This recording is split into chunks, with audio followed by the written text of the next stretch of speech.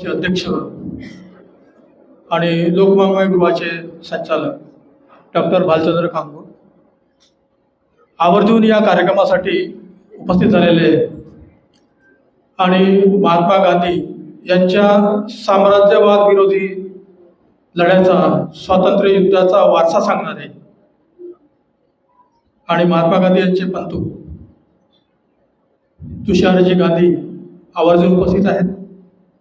त्याचबरोबर माझे पत्रकारितेतील मार्गदर्शक म्हणून जे सातत्याने मला मार्गदर्शन करीत असतात ते प्राध्यापक रणजित मेश्रामजी, जनसंवाद, मराठी भाषा, मराठी साहित्य संमेलन, मराठी मंडळ या सर्वांचं नेतृत्व, वैचारिक नेतृत्व करणारे डॉक्टर श्रीपाद भालचंद्र जोशी,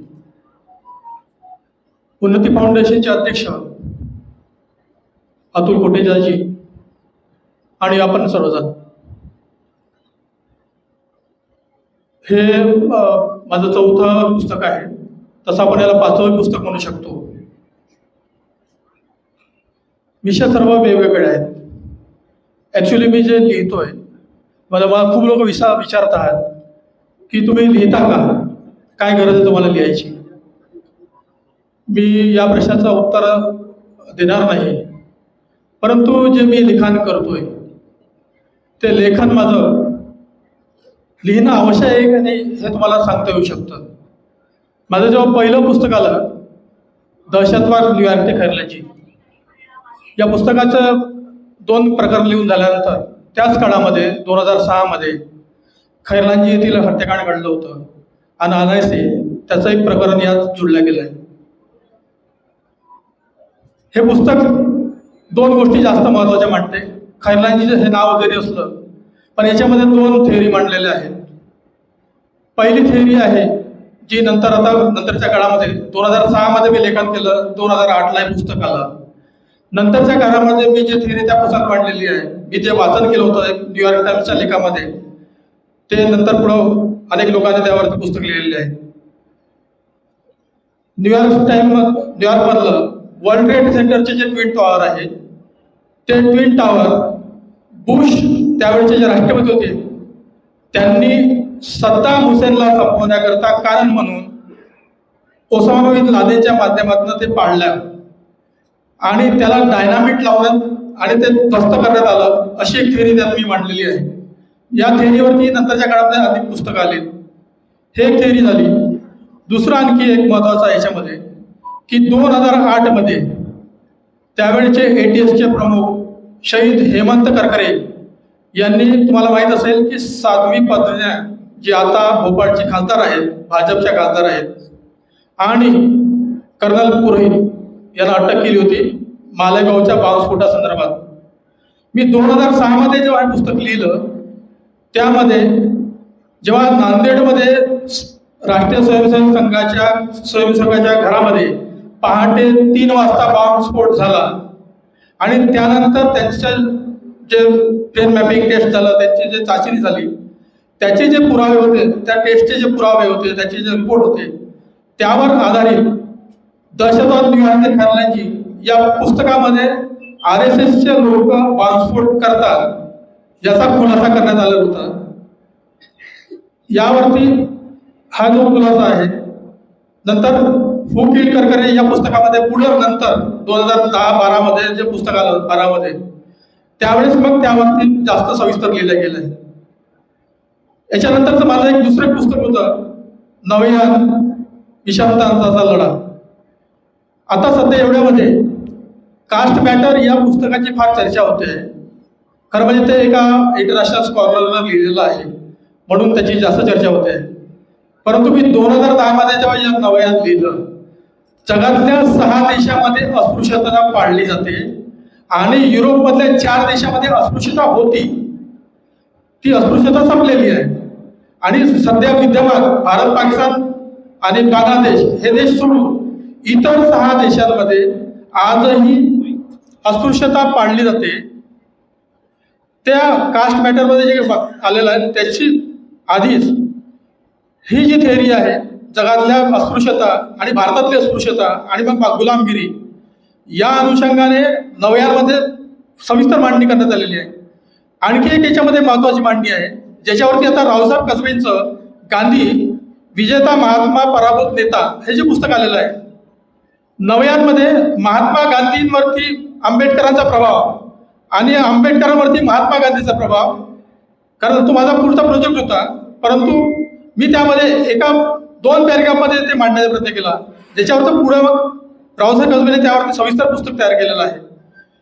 आता जे पुस्तक आता आलेलं आहे एक नवं, मागच्या वर्षी आपण याचं मार्चमध्ये आपण याचं प्रकाशन केलं, इथं मागच्या वर्षीचं पुस्तक आलं, कृत्रिम बुद्धिमत्तेचा मायाजाल युग, पहिला खंड, तंत्रज्ञानाची प्रबळ सत्ता.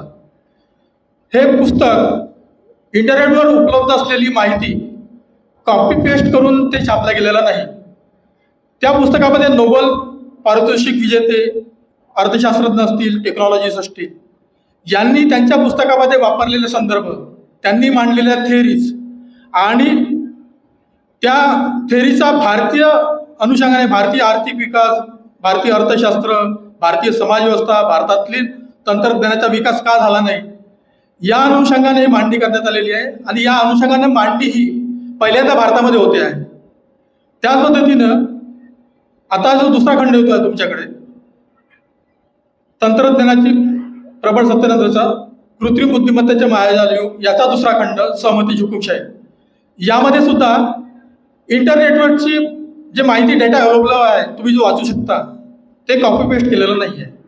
मी कुठून कोणाचे संदर्भ घेतले, जसं ऑक्सफोर्डचे लोक असतील, MITचे लोक असतील, कॅम्ब्रिजचे असतील, तर जेवढ्या ज्या स्कॉलर लोक आहेत वरचे, नॅशनल इंटरनॅशनल लेवलचे, म्हणजे खरं म्हणजे मला हे पुस्तक वाचण्यासाठी आणि याच्यासाठी मटेरियल जे मला पाहिजे होतं, मी असा प्रयत्न केला की भारतीय लोकांनी काय लिहिलं आहे का यावरती, टेक्नॉलॉजी आणि इकॉनॉमी काय काम करते, टेक्नॉलॉजी आणि पॉलिटिक्स कसं काम करते, आम्हाला कसं मॅनिप्युलेट केलं जातं, इकॉनॉमीला कसं मॅनिप्युलेट केलं जातं, यावरचं काही कोणाचं भारतीय लोकांनी भारतातल्या विद्यापीठात, म्हणजे खूप मोठे मोठे नावं सांगतात, बनारस युनिव्हर्सिटी आहे, JNU आहे, आणखी कोणी, म्हटलं कोणी काही लिहिलं आहे का याच्यावरती. मी आता ते बघत होतो, मला काही ते पुस्तकं अवेलेबल झाली नाहीत. तर त्या अनुषंगाने मग मला असं वाटलं की हे लिहिणं आवश्यक आहे, कारण येणारा जो काळ आहे हा तंत्रज्ञानाचा काळ आहे. आणि मग हे जर लिहिलं गेलं नाही तर पुढे आणखी याला वेळ लागेल आणि तुम्हाला जे माहिती मला पाहिजे आता आज गरज आहे ते होणार नाही. मी लिहितो, का लिहितो हे मला माहीत नाही, परंतु मी लिहितोय आणि हे माझं लेखन आहे. मी पत्रकारिता आणि पुस्तकाचं लेखन या 2 गोष्टी मी वेगळ्या मानतोय. मी ज्या व्यवसायात काम करतोय, माझ्या ज्याच्यावरती माझं कुटुंब चालतं, माझं पोट चालतं, मला महिन्याला पगार मिळतो, तो एक वेगळा भाग आहे. त्यामध्ये मी पूर्णपणे निष्पक्ष आहे. माझे वैचारिक जे काही व्यक्तिगत मतं असतील, ती मतं माझ्या पत्रकारितेत येऊ नये याची मी सुरुवातीपासून काळजी घेतलेली आहे. व्यवसाय हा एक वेगळी गोष्ट आहे आणि आपण जो विचार करतोय, तुमची जे व्यक्तिगत मतं असतील, हे कुठेतरी यावं म्हणून मी माझं लेखन सुरू केलेलं आहे. परंतु माझे जे विरोधक आहेत आणि माझे जे शत्रू आहेत, ते दोनाची सरमिसळ करतात आणि माझं करिअरमध्ये असे मला खूप मिळाले. म्हणजे असं लोक म्हणतात की पाणी में रह के मगरमच्छ से प्यार नाही करण्याचे, पण मी खूप प्रयत्न करतो की मगरमच्छपासून आपण दूर राहिलं पाहिजे. म्हणजे मी कोणत्याही जे काही लष्कर आहेत, पत्रकारितेमध्ये काही लष्कर आहेत म्हणतात, तुम्हाला माहीत असेल कदाचित, तुम्ही कोणत्याही लष्कराचा सदस्य नाही. त्याचबरोबर साहित्य क्षेत्रामध्ये जे काही तंबू आहेत, काही मठ आहेत, मी त्या कोणत्याही मठापैकी पण सदस्य नाही. एखाद्या लष्कराचाही सदस्य नाही, मी एखाद्या मठाचा पण सदस्य नाही. मी स्वतंत्र पद्धतीने काम करतो. मी पत्रकारितेत सुद्धा मी एकट्यानेच काम केलं आहे. मी 10 लोकांना घेऊन काही बातमी मिळवावी, मग ती प्रकाशित करावी, या कंपनीमध्ये मी कधीच राहिलेलो नाही. म्हणून जेव्हा आपल्या अस्तित्वाला कोणी चॅलेंज करतं, त्यावेळेस कृत्रिम बुद्धिमत्तेचे मायाजाल युग असं एखादं पुस्तक येत असतं. मला असं वाटतं की 2015ची गोष्ट असेल. असंच एक मगरमच्छ माझ्या जीवनात आला. म्हणजे माझा सिनियर होता तो माणूस. त्याने मला कॅबिनेटमध्ये बोलवलं. खरं म्हणजे त्याने असं काही बोलायची गरज नव्हती. त्याने मला त्याच्यात दिवाळीचं काय तो माहीत असेल पत्रकारांना दिवाळीमध्ये काय असतं तर मी त्याची मागणी पूर्ण नाही केली. त्यानं मला अक्षरशः शब्दात बोलला, तू स्वतःला जास्त हुशार समजतो काय, तुझं करिअर बर्बाद करून टाकेल, तुझं आयुष्य उद्ध्वस्त करून टाकेल. आता त्या गोष्टीला जवळपास 7-8 वर्ष झालेली आहेत. मगरमच्छ या पत्रकाराने त्याला आता कोणी ओळखत सुद्धा नाही. असे अनेक मला मिळालेत. म्हणजे माझ्या लाईफमध्ये त्या मी ज्या संस्थेत होतो, माझ्या 17.5 वर्षाच्या करिअरमध्ये 7 बदल्या आणि 1 टर्मिनेशन. टर्मिनेशनचं कारण होतं, मी एक भ्रष्टाचार शोधून काढला. त्या काळामध्ये 2000 मधली गोष्ट आहे. केवळ 3.5 लाखाचा भ्रष्टाचार होता. म्हणजे आज तो जवळपास 30 लाख किंवा 60 लाखाचा दुप्पट धरून घेऊ. त्यामध्ये 2 अधिकारी सस्पेंड झाले आणि ती कंपनी काळ्या यादीत गेली. मी केवळ एका मगरमच्छचं ऐकलं नाही आणि त्याने माझ्या 6 महिन्यानंतर म्हणजे माझं टर्मिनेशन जे मला कन्फर्म करायचं होतं, नोकरी मला परमनंट मिळायला पाहिजे होती, त्यावेळेस त्याने माझ्या हातामध्ये टर्मिनेशन लेटर ठेवलं. मी जे लिहितो, मी तुम्हाला सांगितलं आहे की लिहितो हा भाग वेगळा आहे माझा आणि माझी पत्रकारिता हा भाग वेगळा आहे. परंतु माझे जे शत्रू आहेत, माझे जे विरोधक आहेत, ते या दोन्ही गोष्टी एकत्र करतात. मी या सर्व शत्रूंना आणि विरोधकांना पॉझिटिव्हली घेतो आणि म्हणून असं एक पुस्तक येतं. आज आपण तंत्रज्ञानाची प्रबळ सत्तेमधल्याच्या नंतरचं सहमत हुकुमशाही ह्या पुस्तकाबद्दल आपण आता इथे एकत्र आलेलो आहोत. 2000 असं म्हणून आपण 1960च्या दरम्यान डॅनियल बेल यांचं एक पुस्तक आलं होतं. त्याची फार चर्चा झाली. त्याचं नाव होतं एंड ऑफ आयडिओलॉजी. त्यावेळी त्याने असं मांडलं होतं की हे जे आज जो काही वैचारिकता मांडली जाते, एक आदर्शवाद मांडला तो, एक आदर्श व्यवस्था मांडली जाते, येणाऱ्या काळामध्ये ही आदर्श व्यवस्था संपुष्टात येईल. जे वैचारिकता असते त्याला ग्रहण लागेल, ते कमी कमी होत जाईल. आणि आज आपण बघतोय की कोणताही माणूस कोणत्या पक्षात असतो, कोणत्या विचारात असतो. आज आंबेडकर दिसतो, उद्या तो RSSच्या कंपनीमध्ये काम करताना दिसतो. हे आपण आज बघतो होता. त्यानंतर त्याच दरम्यान त्यांनी आणखी एक दुसरं पुस्तक लिहिलं होतं, coming of post industrial society. त्याचं जे आहे त्याचं त्यांनी जे मांडलं होतं त्याचा काही भाग हा आता तुम्हाला सहमती हुकुमशाहीमध्ये सुद्धा तुम्हाला वाचायला मिळेल. 70 मध्ये अल्विन टॉफलर यांचं थर्ड वेव्ह नावाचं पुस्तक आलं होतं. जे तिसरी औद्योगिक क्रांती म्हटलं जाते, जे कॉम्प्युटर आणि AI आलं त्यावेळेस, IT, त्यावर आधारित ही थर्ड वेव्ह पुस्तक होतं. आणि त्यानंतर 1990च्या दरम्यान म्हणजे रशिया कोसळल्यानंतर गोर्बाचोव्ह यांनी पेरोस्ट्रायका आणि ग्लासनोस्ट, लोकशाही आणि खुलेपणा ह्या ज्या संकल्पना आणल्या आणि त्यानंतर रशिया कोसळला.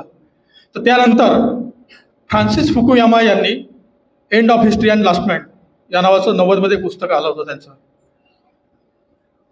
फ्रान्सिस फुकुयामाने जे मांडलं होतं की आता यानंतर अशा क्रांतीबिंती होणार नाहीत आणि समाज हा लोकशाही मार्गाने जाईल, खुलेपणानं विचार करेल. परंतु गेल्या 1990च्या नंतर हा जो काळ आहे, या काळामध्ये आपल्याला असं दिसतंय जगभरामध्ये, म्हणजे ते तुर्कस्तान असेल, ते रशिया असेल. रशियात आपण बघतो की तिथे लोकशाहीच्या नावानं जे काही सत्ता बदल झाला, तिथली कम्युनिस्ट व्यवस्था कोसळली, धर्माला चांगलं पाठबळ मिळालं. आणि आज आपण तिथे बघतो आहोत की धर्माच्या आधारावरती राजकारण करणारे लोक सत्तेमध्ये आहेत. आता त्याच्याही पुढची स्टेप झाली, म्हणजे कोरोना काळामध्ये पुतीननी तय हयात अध्यक्ष राहायचं त्यांनी घटनादुरुस्ती करून घेतलेली आहे. तर रशिया असेल किंवा तुर्कस्तान असेल, तुर्कस्तानमध्ये सुद्धा भारतासारखी राज्यव्यवस्था होती. धर्मनिरपेक्षता आणि सामाजिक राष्ट्रीयता हे सर्व स्वातंत्र्य, समता, बंधुत्व ही मूल्य जपणारं एक केमाल पाशांनी राज्यव्यवस्था सुरू केली होती. आज तिथे सुद्धा धर्मांध राजकारण करणारे अर्दोआन हे राष्ट्राध्यक्ष आहेत. हंगेरी असेल, आणखी इतर देश आहेत. तर आपण एक बघतो आहोत, म्हणजे ट्रम्प असतील, की फ्रान्सिस फुकुयामानं जे म्हटलं होतं लोकशाही मार्गाने हे आता जग चालेल, फ्रान्सिस फुकुयामाला खोटं ठरवत धर्मांध राजकारण हे जसं जसं तंत्रज्ञान वाढत गेलं, जसजसं खुली आर्थिक व्यवस्था वाढत गेली, त्या पद्धतीनं धर्मांध राजकारण वाढत गेलेलं आहे. फ्रान्सिस फुकुयामाला खोटं ठरवत धर्मांधता वाढत आहे आणि त्याचा अनुभव आपण 13पासून 12पासून आपण घेतो आहोत. म्हणजे या देशाला हे जे काही घडलं आहे त्याच्या मागे एक ब्रेन होतं. जो माणूस आपल्या देशाच्या IBचा प्रमुख होता, अजित डोवालचं नाव तुम्ही ऐकलं असेल. पुन्हा आणखी एक नाव आहे, गुप्ता नाव काहीतरी ते नाव आहे.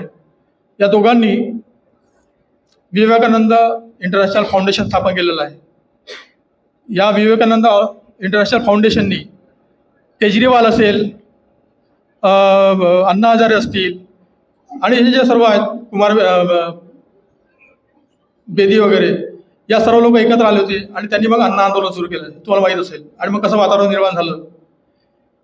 हे जे आहे, हे जे घडतं आहे, हा जो काळ आहे, हे धर्मांधता आणि हे राजकारण या अनुषंगाने हे कसं घडतं आहे. इंटरनॅशनल स्तरावरती सुद्धा इंटरनेटवरच्या माध्यमातून अमेरिकेत बसलेले लोक तुमच्यावरती कसा प्रभाव पाडत आहे, अर्थव्यवस्था कशी बदलत आहे आणि तुमचं राजकारण कसं होत आहे. म्हणजे मोदी हे काही हिंदूने मतं दिलेला माणूस नाही आहे, हा पंतप्रधान नाही आहे. तुम्हाला सर्वांना वाटत असेल, मोदी हे इंटरनॅशनल कॉर्पोरेट म्हणजे मार्केट यांनी उभं केलेलं एक मुखवटा आहे. अटल बिहारी वाजपेयीच्या वेळा काळात म्हणत होते मुखवटा आहे म्हणून. मला वाटतं गोविंदाचार्याने हा शब्द वापरला होता त्यांच्याच पक्षाच्या माणसाने, की अटल बिहारी वाजपेयी हे भाजपचा मुखवटा आहेत, RSSचा मुखवटा आहेत. तर तसा मुखवटा, वर्ल्ड कॉर्पोरेटचा मुखवटा हे भारतामध्ये मोदी आहेत. मोदी हे कॉर्पोरेटमुळे पंतप्रधान झाले आहेत. तुमची सहमती मिळवणं हे कशी मिळवल्या गेली याचं सारं विश्लेषण आणि येणारं जे जग असेल ते कसं असेल आणि भारत कसा असेल या संदर्भातलं मांडणी या पुस्तकामध्ये करण्यात आलेली आहे. आपण मला ऐकून घेतलं आणि या कार्यक्रमाला आलात त्याबद्दल तुमचं सर्वांचं स्वागत आहे. धन्यवाद. पुस्तकाच्या प्रकाशनाच्या निमित्ताने नागपुरात बरेच वर्षांनी मी एखाद्या लेखकाच्या बौद्धिक, वैचारिक, शास्त्रीय अशा पुस्तकासाठी इतक्या संख्येने लोक जमलेले बघतोय. हे या पुस्तकाचं आणि या लेखकाचं माझ्यामध्ये पहिलं यश आहे. नागपुरातली सगळी विद्वत्ता, डॉक्टर शरद निंबाळकर आहेत, खांदेवाले आहेत, प्राध्यापक शरद पाटील आहेत, बबन नाकले आहेत, हरीश देशमुख, किती लोकांची नावं, तुकारामजी भस्मे आहेत, राजकीय लोकनाथ आहे, राजकीय राजेंद्र पटोरी आहे, राजकीय, सामाजिक, सांस्कृतिक, आर्थिक, पत्रकारिता, शैक्षणिक प्रभू राजगडकर आहे, चळवळीतली माणसं अमिताभ आहे, आमचा पाशा आहे, आमचे मेघे आहेत. किती म्हणजे हा हे सभागृह नागपूरच्या विद्वत्तेनी, प्रतिभेनी आणि सगळ्या क्षेत्रातल्या प्रातिनिधिक अशा उच्चभ्रू आणि बुद्धिवंतांनी, विचारवंतांनी भरलेला आहे. हा मेळावा मिलिंद कीर्ती तुमच्या पुस्तकाच्या आणि तुमच्या लेखनाच्या सन्मानार्थ आहे. हे तुमचं पहिलं महत्वाचं यश आहे या पुस्तकाच्या संबंधात.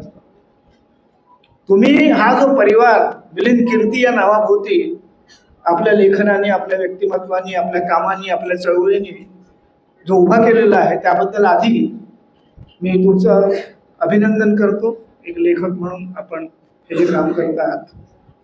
या व्यासपीठावर आजच्या कार्यक्रमाच्या निमित्ताने उपस्थित आजच्या कार्यक्रमाचे अध्यक्ष डॉक्टर बालचंद्र कांबू, तुषार गांधीजी, रणजित मेश्राम, स्वतः उत्सवमूर्ती मिलिंद कीर्ती, अतुल कोटेचा आणि मित्र. मी अध्यक्षांना विचारलं की साधारण किती वेळ बोलायचं, त्यांचं उत्तर अतिशय समर्पक आहे. लोकांचा पेशन्स कसा असेल आणि माझ्यानंतर अजून महत्वाच्या 3 माणसांना बोलायचं आहे याचं भान ठेवून मी शक्य तितक्या कमीत कमी वेळात ते जे बोलू शकण्याची शक्यता आहे ते टाळून काही मुद्दे मांडण्याचा प्रयत्न करतो. मिलिंद कीर्ती यांनी आणि प्रसेनजींनी प्रस्तावना करताना आपल्यासमोर काही बाबी मांडलेल्या आहेत, त्याचा मी पुनरुच्चार करणार नाहीत. या पुस्तकाची 3 शीर्षक आहेत, याच्याकडे मी आधी लक्ष देतो. यातली जी थीम आहे, सूत्र जे आहे ते आहे कृत्रिम बुद्धिमत्तेचे मायाजाल युग. म्हणजे या मालिकेत अजून काही लेखन पुढे होऊ शकतं. याचं मुख्य जे शीर्षक आहे ते आहे सहमतीची हुकुमशाही. आणि पुस्तकाचं जे उपशीर्षक आहे ते फार महत्वाचं आहे, कारण तो खरा पुस्तकाचा आशयाचा गाभा आहे. आणि ते आहे अरिस्टोक्रसी टू टेक्नोक्रसी. हा जो प्रवास आहे मानवी संस्कृतीचा, राज्यव्यवस्थेचा, समाज व्यवस्थेचा, संस्कृतीचा, औद्योगिक व्यवस्थेचा, हा सगळा त्या तिसऱ्या म्हणजे उपशीर्षकामध्ये आहे. आणि मुख्य सूत्र जे आहे या पुस्तकातली जी संपूर्ण रचना आहे त्याची जी उपशीर्षक आहेत, ही सगळी जे उपविषय आहेत ते सगळे या अरिस्टोक्रसी पासून तर आजच्या टेक्नोक्रसी पर्यंत जगाचा प्रवास कसा होत आलेला आहे असा एक अतिशय मोठा विशाल असा पट मांडणारं पुस्तक आहे. हा सगळ्यात महत्वाचा मुद्दा. सहमतीची हुकुमशाहीवर मी नंतर बोलतो, पण थोडस मिलिंद कीर्तीवर बोललं पाहिजे. त्याला कारण असं आहे की हा अभिजात पत्रकारितेच्या काळामध्ये पत्रकाराला, संपादकाला जे आवश्यक असे गुण होते ते सगळे स्वतःमध्ये सामावून घेतलेला आणि अभिजात पत्रकारितेचा अपमृत्यू झालेल्या काळामध्ये पत्रकाराच्या नावावरची एक नोकरी करणारा प्रातिनिधिक जे चित्र आहे आजच्या माध्यमाचं त्याच्यामध्ये एक नोकरी करणारा वर्किंग जर्नलिस्ट सुद्धा आजकाल जर्नलिस्ट स्वतःला म्हणून घेत नाही. श्रमिक पत्रकार म्हणून घेण्याची लाज वाटते. अशा श्रमिकही उरला नाही, पत्रकार तर कधीच उरला नाही, तिचं कधीच संपले. संपादकाचा अपमृत्यू नावाने मी एक लेख लिहिला होता. त्यावेळेला 3 वर्ष माझं महाराष्ट्र टाइम्समध्ये माझ्या लेखनावर बंदी होती. अभिजात पत्रकारितेची जी गरजा होती, जी वैशिष्ट्य होती क्लासिकल जर्नलिझम, अभिजात म्हणजे अभिजनांची नव्हे, उच्चभ्रूंची नव्हे, त्याच्या गरजा होत्या की तो वाचक असला पाहिजे, होरेशियस रीडर असला पाहिजे, प्रचंड वाचन असलं पाहिजे, अष्टपैलू असला पाहिजे, अष्टावधानी असलं पाहिजे, जीवनाच्या सगळ्या क्षेत्रांमध्ये त्याचा वावर असला पाहिजे, तो लेखक असला पाहिजे, भाषेवर प्रभुत्व असलं पाहिजे, भाषेची जाण असली पाहिजे, भाषा हे माध्यम कशा करता आहे हे ठाऊक असलं पाहिजे, संस्कृती म्हणजे काय याची नेमकी व्याख्या ठाऊक असली पाहिजे, आणि समग्र जीवन त्याला शब्दांमधून उचलता आलं पाहिजे, नेमक्या आणि किमान त्याच्यावर भाष्य करता आलं पाहिजे, विचार करता आला पाहिजे, त्याचं विश्लेषण करता आलं पाहिजे, संश्लेषण करता आलं पाहिजे, शोध घेता आला पाहिजे, संशोध घेता आलं पाहिजे. ही सगळी अभिजात पत्रकारितेची, तत्कालीन संपादकाची आणि पत्रकार होण्यासाठीची आवश्यक पात्रता होती. त्यावेळेला MCJ, BCJ, अमुकजे, तमुकजे याची काहीच गरज नव्हती. ते सगळं त्यांच्याजवळ, म्हणजे आज जर ते आले तर ते क्वालिफाईड नाही आहे जर्नलिझम डिपार्टमेंटमध्ये शिकवायला किंवा पत्रकार व्हायला. अशा सगळ्या पत्रकारितेची निकष आणि मूल्य तयार केली. त्याचा मूलाधार काय होता? त्याचा मूलाधार संक्षिप्तरित्या मानवी मूल्य आणि मानवाधिकार होता आणि मानवी संस्कृती होती, जिचा आज पूर्णतः मृत्यू झालेला आहे. आणि हे पुस्तक त्या मृत्यू झालेल्या अशा जगाच्या एकूण या मृत्यूची प्रक्रिया काय आहे त्याचं विश्लेषण करणारा हा ग्रंथ आहे. म्हणजे जीवनाचा अंत, नुसतंच एंड ऑफ आयडियोलॉजी नाही. आपण सध्या सत्योत्तर युगामध्ये, पोस्ट ट्रुथ, नुसतंच पोस्ट कॉलोनियल नाही, नुसतंच पोस्ट इम्पेरियलिस्टिक नाही, नुसतंच पोस्ट मॉडर्निस्ट नाही, तर पोस्ट ट्रुथ म्हणजे जिथे सत्याचाच अपलाप नव्हे मृत्यू झालेला आहे. सत्यच नावाची संकल्पना जिथे ही काही विशिष्ट अशा निकषांच्या, सिद्धांतांच्या विशिष्ट वर्गातून आलेली सत्याची संकल्पना होती. एका अर्थाने त्या सत्याच्या संकल्पनेचा, त्या सौंदर्याच्या संकल्पनेचा, त्या वाङ्मयाच्या संकल्पनेचा, त्या समीक्षेच्या संकल्पनेचा अंत झाला. ही अप्रतिम गोष्ट झाली. ते आवश्यक होतं होणं या प्रक्रियेमध्ये. परंतु ते होताना काय झालं त्याचं विवेचन हा ग्रंथ करतो. या ग्रंथाचं मराठीमध्ये या पद्धतीचं लेखन करण्याची परंपरा जवळजवळ नगण्य आहे.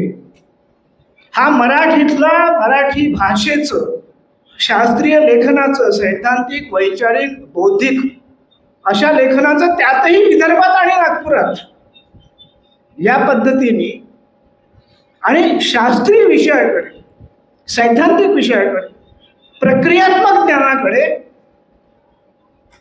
जाण्यासाठी लागणारी जी चौकस बुद्धी पाहिजे, जी बांधिलकी पाहिजे विचारांशी, समाजाशी, मानवी मूल्यांशी, ती जवळजवळ आज पत्रकारितेत, शिक्षणात, राज्यकर्त्यात, समाजकारणात सगळीकडे हरवत चाललेली आहे. मिलिंद कीर्ती या माणसाबद्दल मला हे विशेषत्वाने नमूद करायचं आहे की हा एक अतिशय अपवादात्मक, जी नष्ट होत चाललेली स्पेसीज आहे तिचा अवशेष आहे.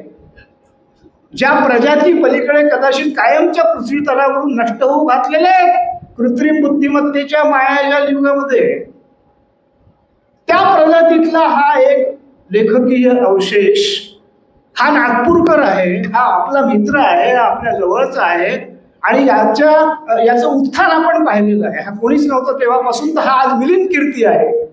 या इतक्या महत्वाच्या ग्रंथाचा लेखक आहे. इथपर्यंतचा प्रवासही आपण फार जवळून पाहिलेला आहे. त्यामुळे मला मिलिंद कीर्ती तुमचा प्रचंड अभिमान आहे की तुम्ही नागपूरकर आहात, तुम्ही वैदर्भी आहात आणि विदर्भाची प्रतिभा ही वेद काळापासून साहित्य, संस्कृती, ज्योतिर्गणित, विज्ञान, तत्वज्ञान, सौंदर्य, कला, वैदर्भी रीती ही फार प्राचीन संस्कृत साहित्यशास्त्रामध्ये महत्वपूर्ण रीती आहे. त्या विदर्भाच्या प्रतिभेचा, विद्वत्तेचा जवळजवळ जो ही नामशेष होते आहे अशा युगापर्यंत जे आपण पोहोचतो आहोत, अशा काळामध्ये या पिढीमध्ये मिलिंद कीर्ती तुम्ही ती जगवतात ही खूप महत्वाची गोष्ट आहे आमच्या दृष्टीने. त्यामुळे तुमच्याबद्दल ही केवळ स्तुती तुमची नाही, स्तुती नाही आहे, हे वास्तव आहे. आणि हे आभासी वास्तव नाही आहे, ही व्हर्च्युअल रियालिटी नाही आहे, हे प्रत्यक्ष आहे, हे समाज वास्तव आहे, हे जीवन वास्तव आहे. या ग्रंथामध्ये 4 भाग आहेत आणि हे जे याचे 4 भाग आहेत, या 4 भागामध्ये 10 प्रकरणं आहेत. ही 10 प्रकरणं जी आहेत त्याच्यामध्ये 74 उपविषय आहेत आणि या उपविषयांमध्ये उपशीर्षक आहेत आणि एकूण संपूर्ण ग्रंथामध्ये 474 संदर्भ आहेत. हो, सगळ्या प्रकरणातले. या माणसाने हे पुस्तक लिहिण्याकरता काय काय वाचन केलं आहे, कोणते कोणते संदर्भ जमा केलेले आहेत आणि असा ग्रंथ लिहिण्यासाठी जी बौद्धिक, वैचारिक शिस्त लागते, जी प्राध्यापकांमध्ये सुद्धा आजच्या नाहीये, ती मिलिंद कीर्तीजवळ आहे. हा प्राध्यापक नाही, ती संशोधकांजवळ नाहीये आणि पीएचडी करणाऱ्यांचा तो मुळीच नाहीये. म्हणजे माझ्यासारखा जर खरोखर कुलगुरू झाला तर 80% पीएचडी परत घेईन आपल्या अधिकारात, अशी आपल्या पीएचडीची अवस्था आहे. खरं म्हणजे मी म्हणणार होतो की हा ग्रंथ मिलिंद कीर्तीने डिलीटसाठी सबमिट करावा, डोळे झाकून डिलीट द्यावी न वाचता, अशा पद्धतीचा हा सिद्ध झालेला ग्रंथ आहे. पण आज डिलीटची, पीएचडीची प्रतिष्ठा इतकी मातेवर झाली की कोणाला डिलीट मिळतं, कोणाला पीएचडी मिळतं. त्यामुळे ती हिंमत मला करावीशी वाटत नाही. म्हणजे मिलिंद कीर्तीचं मला इतकं अवमूल्यन करावंसं वाटत नाही, इतकं महत्वाचं काम केल्यामुळे. ही जी आपल्या सर्वांगीण जीवनाची, समाजाची, राजकारणाची, बौद्धिकतेची, अर्थकारणाची ही जी सगळी नष्टता आहे, हा जो विलय आहे, हा या 474 संदर्भ वाचून, गोळा करून मिलिंदनी या पुस्तकामध्ये मांडलेलं आहे. हे अतिशय परिश्रमपूर्वक असे ग्रंथ सिद्ध करावे लागतात. एकीकडे आपला पोटा पाण्याचा व्यवहाराचा संघर्ष आणि पत्रकारितेमध्ये आज सकाळी तू कुठे आहेस आणि दुपारी कुठे आहेस, संध्याकाळी कुठे आहेस रे बाबा असं विचारावं लागतं. की सकाळी ज्या वर्तमानपत्रात असेल किंवा वाहिनीत असेल तिथे तो उद्या असेल त्याची खात्री नाहीये. इतक्या अस्थिर अशा जीवनविषयक संघर्षामध्ये ही साधना, हे ज्याला साधना म्हणतात, हा शब्द नाहीये, ही ज्ञान साधना आहे, ही विचार साधना आहे. ज्या विषयांना मिलिंद कीर्ती हात घालतायत, आज गुगल पंडित आणि व्हॉट्सअप युनिव्हर्सिटीमध्ये प्रवीण असलेले खूप लोक हे लेखन करू शकतात, पण हे त्या पद्धतीचं पुस्तक नाही. इथल्या प्रत्येक विधानाला, दाखल्याला संदर्भ आहे, ससंदर्भ आहे, आपण तपासून घेऊ शकतो.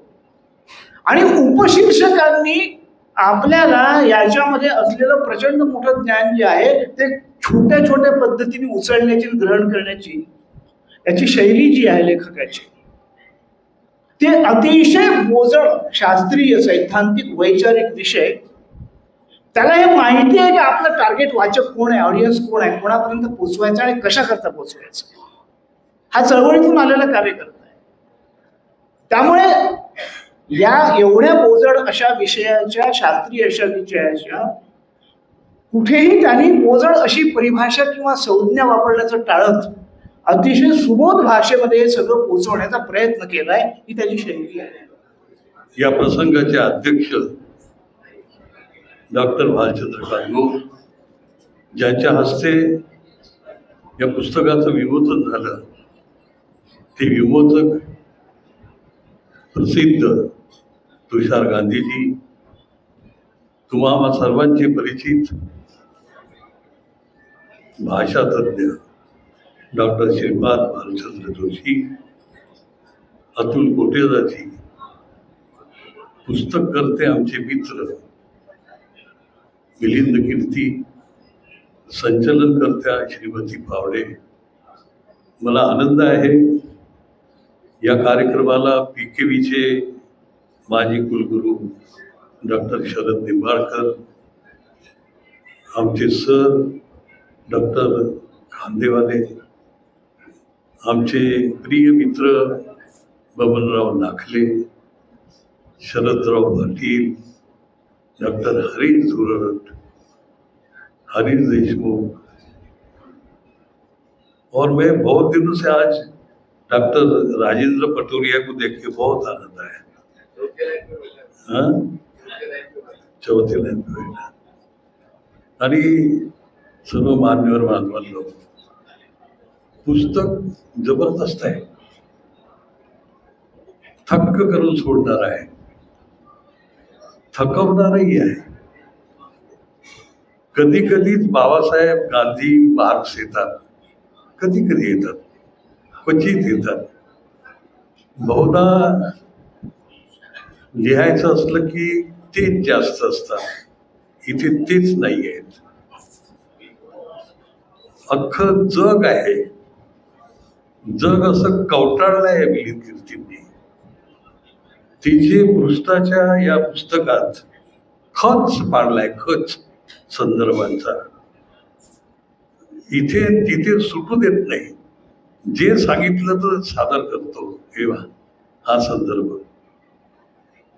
एका निष्णात वकिलांनी सर्वोच्च न्यायालयामध्ये एक केस कशी मांडावी इतक्या ताकदीनं यांनी सहमतीची हुकुमशाही पुस्तक मांडलंय. सहमतीची हुकुमशाही ही या माझ्या तरुण मित्राची वेदना आहे. हे यांनी मान्य केलेलं नाहीये. हे का शीर्षक दिलं हे कोडा आहे. संपूर्ण पुस्तक हे सहमतीच्या हुकुमशाहीच्या विरुद्ध आहे, पण पुस्तकाचं शीर्षक आहे सहमतीची हुकुमशाही, कन्सेंट टू डेमोक्रेसी. ह्याची कन्सेंट नाही आहे, खोटं बोलतो. तुम्ही कन्सेंट देऊ नये यासाठी यांनी जीवाचा आटापिटा केलेला आहे. एकदा जगाने सहमतीची हुकुमशाही पाहिली आहे, भोगली आहे. 90 वर्ष आधी त्या तपशिलात आपण जाणार नाही, पण छोटासा झरोका घेऊ की 1933ला ॲडॉल्फ हिटलर हा जेव्हा जर्मनीचा चान्सलर झाला आणि 12 वर्षाच्या राजकीय कारकिर्दीत त्यांनी जे भयंकर उपद्व्याप केले, तर जग आता स्मरण करण्याला सुद्धा थरकापून जातो. त्या सहमतीच्या हुकुमशाहीच्या नंतर ही सहमतीची हुकुमशाही मिलिंद कीर्ती जी मांडतात, त्या मांडण्याला मी असं आधीच म्हटलं की याची वेदना आहे, किंबहुना राग आहे. तो राग त्यांनी सांगायला जी बौद्धिक झेप लागते, कुवत शब्द फारच छोटा आहे, जी झेप लागते ती या तरुण मित्राकडे आहे.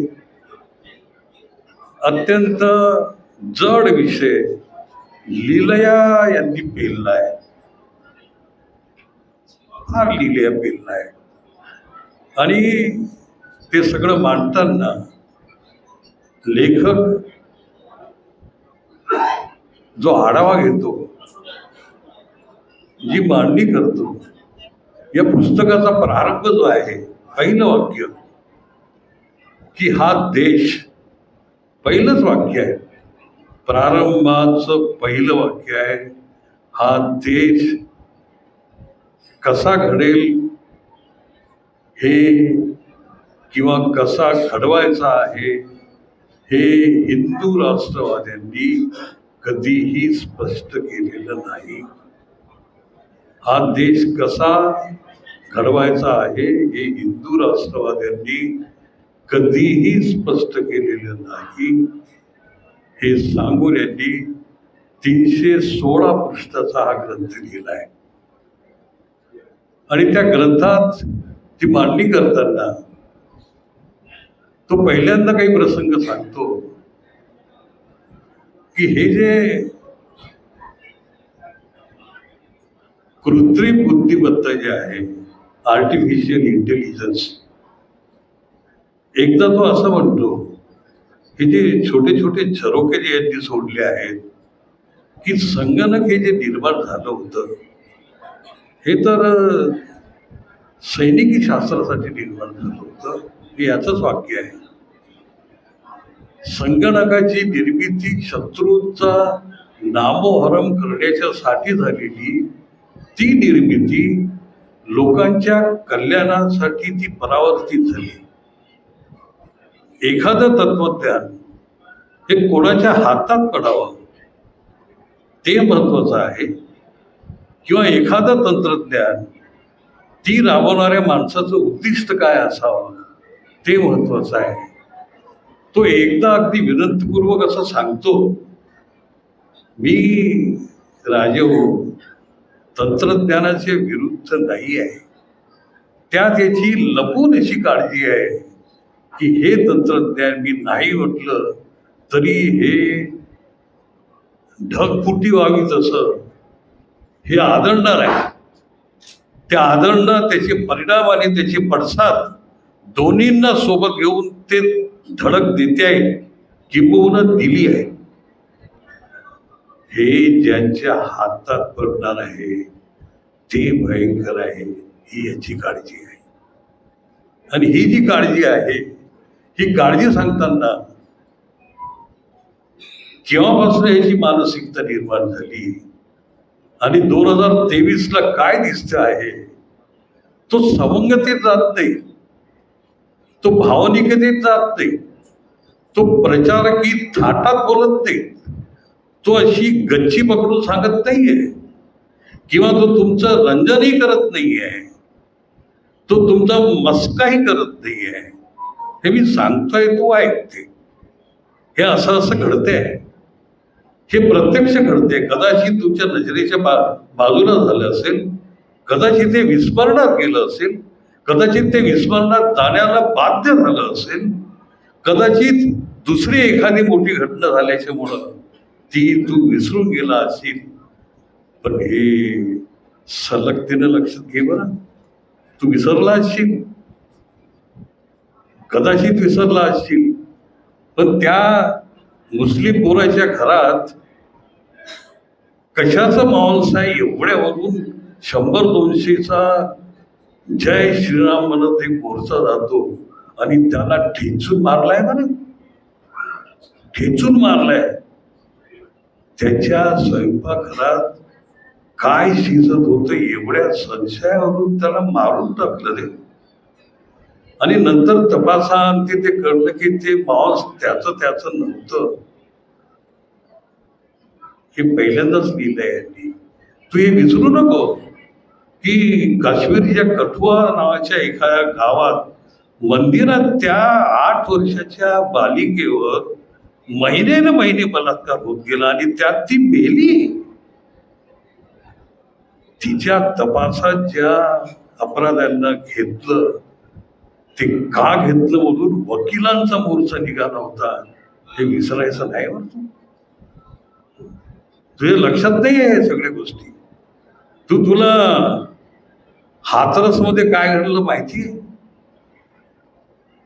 बलात्कारानंतर ती मरून गेली, परंतु मध्यरात्री तिच्या कुटुंबियांना डांबून तिचा अंत्यसंस्कार करून टाकला. हे या देशात क्रमशः असं घडत चाललंय. जे याच्या पुस्तकात नमूद नसे पण त्याच पठडीतलं प्रवासात एखादा धर्मीय दिसला त्याला मारून टाकल्यात, हे गोळी झाडली.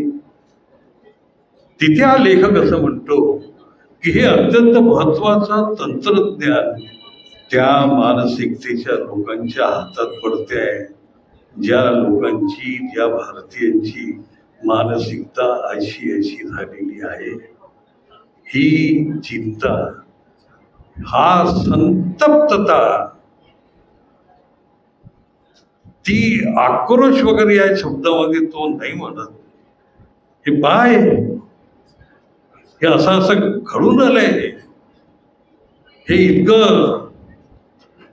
इतकं साधं, इतकं सोपं, इतकं हलकं आहे असं घेऊ नको तू असं. आणि हे सगळं घडत असताना या देशामध्ये ते केवळ राजकीय वादातलं आहे किंवा ह्या वादातलं आहे किंवा त्या वादातलं आहे असं नाहीये. अरिस्टोक्रसी टू टेक्नोक्रसी, अभिजात लोकांची ही जी तंत्रशाही येते आहे, या तंत्रशाहीच्या मागं ही जी एकाधिकारशाही, ही धर्मध्वजात, राष्ट्रध्वजात भ्रमाचं वेष्टन देऊन इतक्या ताकदीनं जी येते आहे, उगाच ती परत 14ला आली, परत ती 19ला आली, 31% घेऊन आली, मग ती 37% गेली, उगाच गेली. तू हतबल आहे की गप्प आहे? तू निराश आहे की तुझ्या मुसक्या बांधल्या आहेत? तू उठून उभा होणार आहेस की नाही आहेस? हे तुला विचार करायचा आहे. हा प्रश्न सोडून हा लेखक ही सगळी मांडणी अशी करतोय. आणि मांडणी करताना तो सांगतो असं, नाव फार घेत नाही, मग पॉप्युलिझम म्हणतो, लोकानुनयवाद, तो प्रोपगंडा म्हणतो, प्रचारवाद. हे काय लोकानुनयवाद आहे? ही काय पॉप्युलिझम आहे? हे काय हा सगळा प्रकार आहे? तिथे मग हा लेखक असं म्हणतो, कल्याणकारी व्यवस्थेच्या विद्रोह, कल्याणकारी व्यवस्थेच्या विरुद्ध हा गट आहे. या गटात सगळ्यात जास्त जर बळीगुरी झाला असेल तर तो या देशातला सर्वसामान्य हिंदू. धर्मीय रंग न देता, धर्मियाची अशी गडदता न आणता, एक 55 वर्षाचा तरुण यार, जो प्राध्यापकही नाहीये, 1 लाख रुपयाचा त्याला असं म्हणजे काय की लठ्ठ पगारही नाहीये. पत्रकारितेमध्ये किती पगार मिळतो, जे पत्रकारितेमध्ये सक्रिय वावरतात त्यांना माहिती आहे. तो का तितका पगार मिळतो त्या संबंध विवंचनेमध्ये जाणार नाहीये. पण इतकं असताना डोळे फोडून रात्रीचे रात्री जागून काहीतरी काळजी असेल, काहीतरी हे असेल. जयभीमही कधी लिहिलं नाहीये तिथे. खूप असं बाबासाहेबांच्या जीवनातले खूप प्रसंग मांडले, असंही नाही काही केलं. ती भावनिकतेचा कुठलाही असा आश्रय पण घेतला नाही. पण हे म्हणतो नक्की की हे जे दोहन होणार आहे, हे दोहन होते आहे, हे दोहन होणार आहे, हे दोहन इतकं भयंकर होणार आहे की या देशामध्ये सगळ्यात जास्त जर कोणाचा बळी जाणार असेल तो सर्वसामान्य हिंदूंचा जाणार आहे. हे तो मांडतो ना, अत्यंत ताकदीनं मांडतो. आणि हे सांगताना त्या तत्वज्ञानाच्या पार्श्वभूमीवर आपण जाणार नाहीये, परंतु ते तुम्ही आम्ही अमान्य करू शकत नाही. हे अलीकडे तर साम्यवादी होणं सुद्धा, आता त्या सवंग स्टेटमेंटकडे मी जात नाही. तो तर नक्षलवादचं थोडं दूर राहता, पण नक्षलवादचं नाही कोणाला माहीत नसतं तरी पण इतकं बोललं जातं. साम्यवादी तत्वज्ञानातला जो मध्यम वर्ग जो आहे, जो मिडल क्लास जो आहे, ही जशी एक रागाची अनुभूती आहे. एक नवीन शब्द मी याच्या ग्रंथामध्ये वाचतो, हा द्विखंडी आहे ना, मागचा एक खंड आणि हा दुसरा खंड. याच्या संपूर्ण पुस्तकभर मी एक वाचतो कुलीन. हा कुलीन शब्द यांनी इथे कॉइन केलेला आहे. आता ती तुम्ही चांगल्या अर्थाने घ्याल की वाईट अर्थाने घ्याल हा मुद्दा वेगळा आहे, परंतु मिलिंद कीर्ती याची स्वच्छ भूमिका आहे बाबतीमध्ये. स्पष्ट सांगतो तो, गोडीबंद सांगतो, इनर मध्ये मारतो. आउटर वगैरे इनर वगैरे नाही, बोलवर मारतो. थेच एकदम दाटतो असं तिथे. का संबंध जो संघर्ष आहे, हा सगळा जो कट आहे, हा सगळा जो द्रोह आहे, हा सगळा द्रोह जे त्रैवारणिक आहेत, जे द्विज आहेत, जे सवर्ण आहेत, त्यांचा आहे. त्यांनी केलेला आहे, त्यांनी पोचला आहे, त्यांनी हे सगळं मोठं केलं आहे. ते कोणत्या पक्षीय माध्यमातून केलं आहे तो भाग वेगळा असेल. मग कदाचित तो ब्राह्मण असेल, कदाचित तो क्षत्रिय असेल, कदाचित तो वैश्य असेल. या त्रैवर्णिकांचा त्रिवर्ण द्विज सवर्ण असं नाव घेताना तो स्पष्ट म्हणतो, हा जो कुलीन वर्ग आहे या देशातला, या कुलीन वर्गाने हा षडयंत्र केलेला आहे. आणि त्यांनी मान्य केलं, त्यांनी हायजॅक केलाय, त्यांनी सत्ता सुद्धा हायजॅक केली, त्यांनी धर्म सुद्धा हायजॅक केला. त्यांच्या हातात हे सगळं बनलेलं आहे. खऱ्या अर्थानं जो कोणी सत्ताधारी झालेला असेल, सगळे सूत्र त्याच्या हातात असेल, त्याच्याच हातात संसद आहे, त्याच्याच हातात मार्केट आहे, त्याच्याच हातात संसाधन आहे, त्याच्याच हातात धन आहे. धन आणि संसाधन या दोन्हीवर मालकी त्याची. आणि सिद्ध करताना हा संदर्भाचा फडशे पडतो. तो हुशार आहे,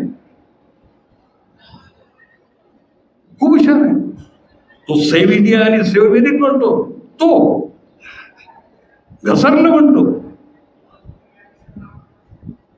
एक साधं वाक्य मिलिंद कीर्ती लिहितो, 1000 पिढ्या देशामध्ये ओबीसींच्या, आदिवासींच्या, दलितांच्या बर्बाद झाल्या. 1000 पिढ्या, केवळ 3 पिढ्या लाभार्थी झाल्या. केवळ 3 पिढ्या लाभार्थी झाली ते तुम्ही इतका टाव बोलता यार. 1000 पिढ्या बर्बाद झाल्या, तो हिशोब आम्ही मागितलेला नाहीये. तुम्ही तुमचं शहाणपण हिसकलं, तुमची बुद्धिमत्ता शिकली. आणि हे मग हिसकलंय तर विनंती करते होतो, 1000 वर्ष झाली या देशामध्ये एक सुद्धा नव्या तंत्रज्ञानाचा शोध नाहीये. का नाही आहे? मग जगात 1000 वर्षात किती शोध लावली त्याचे तक्ता सादर करतो, आणि तुम्ही 1000 वर्षात एक शोध नाही लावू शकलात.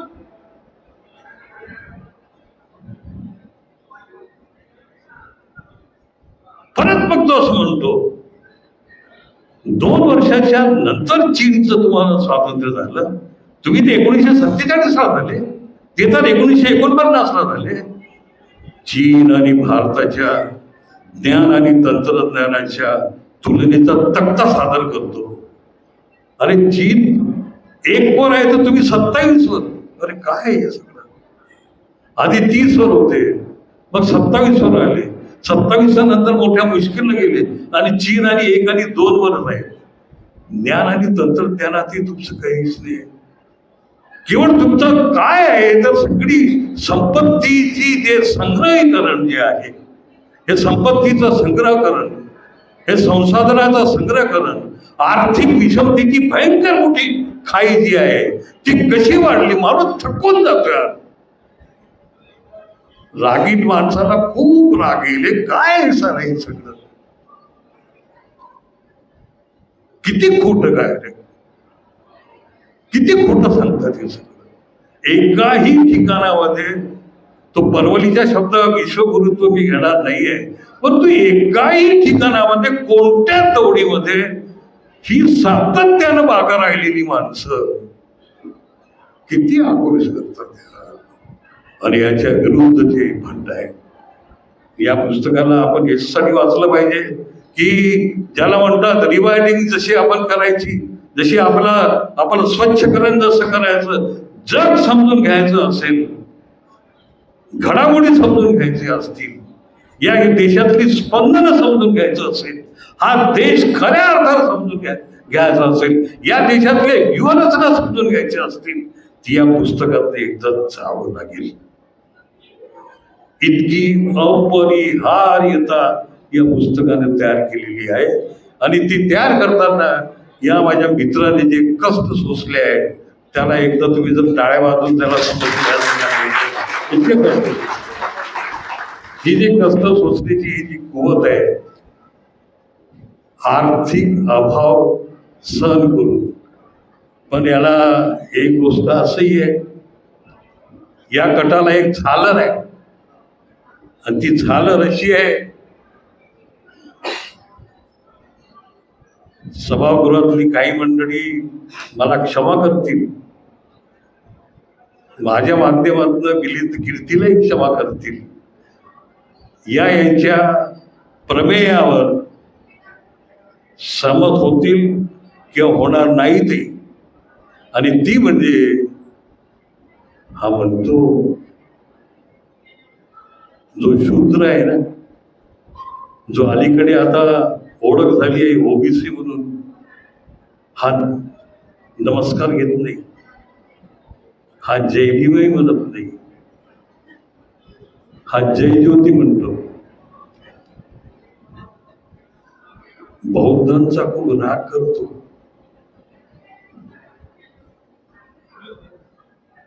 तारांकित हॉटेल्समध्ये किंवा तारांकित व्यवस्थेमध्ये वावरतो. हा यांच्या हाताशी लागलेला आहे.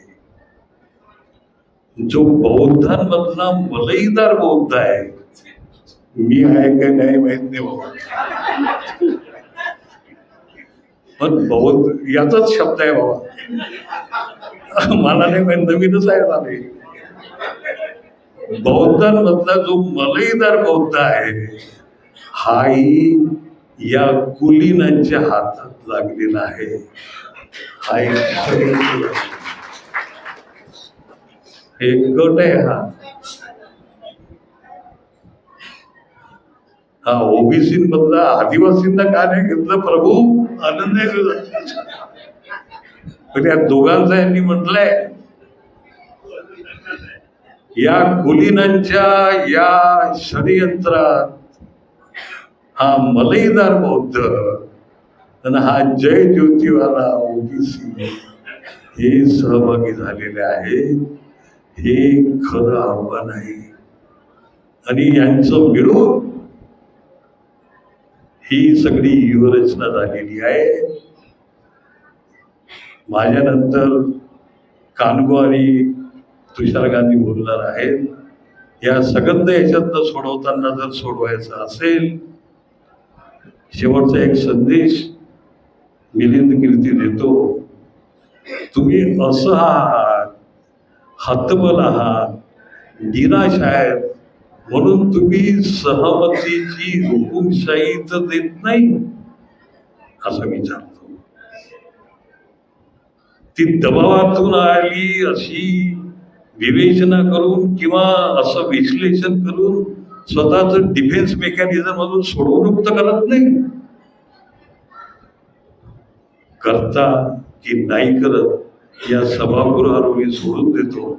शेवटचं एक विनंती तो करतो की तुम्ही केवळ मतदारच आहात की नागरिकही आहात. एकदा तुम्ही नागरिकाच्याही भूमिकेत जावं अशी विनंती करून त्याचं पुस्तक समाप्त होतो. जय हिंद. सामने एक प्रश्न खड़ा हो गया है कि मैं बोलूं क्या. इतनी प्रखर वक्तव्य होने के बाद मेरे जैसा एक सामान्य व्यक्ति जो सिर्फ जन्म के अकस्मात के कारण सराहा जाता है, वो क्या बोले. लेकिन मी पहिल्यांदा माफी मागून घेतो की मी मराठी बोलू शकतो, पण संबोधन पब्लिक जाहीर संबोधनामध्ये भाषाचं जे एक प्रावीण्य असायला पाहिजे ते माझ्या मराठीत नाही आहे, म्हणून आपल्या स्वीकृतीने मी हिंदीत आपल्याशी बोलेन.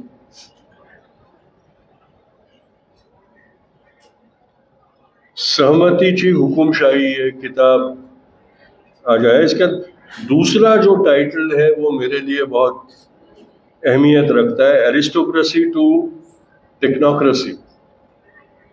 ये जो कल्पना है कि जो हम एक शिफ्ट देख रहे हैं, एक प्रभाव देख रहे हैं, मुझे लगता है कि आज सबसे बड़ा अगर कोई खतरा हमारे पूरी विश्व के ऊपर अगर कोई हो तो टेक्नोलॉजी के इंपीरियलिज्म का है. एक तरीके से जो कॉलोनाइजेशन हो रहा है टेक्नोलॉजी के कारण, इससे है. कॉरपोरेट और टेक्नोलॉजी का जो एक समन्वय हो गया है. कॉरपोरेट होता है वो नफे के खातिर धंधा करता है. टेक्नोलॉजी की रूह आविष्कार की होनी चाहिए, लेकिन आज अगर हम देखें तो टेक्नोलॉजी का मकसद जो कैपिटलिज्म में प्रॉफिट कमाने का होता है वही टेक्नोलॉजी का मकसद हो गया. 14 महीने पहले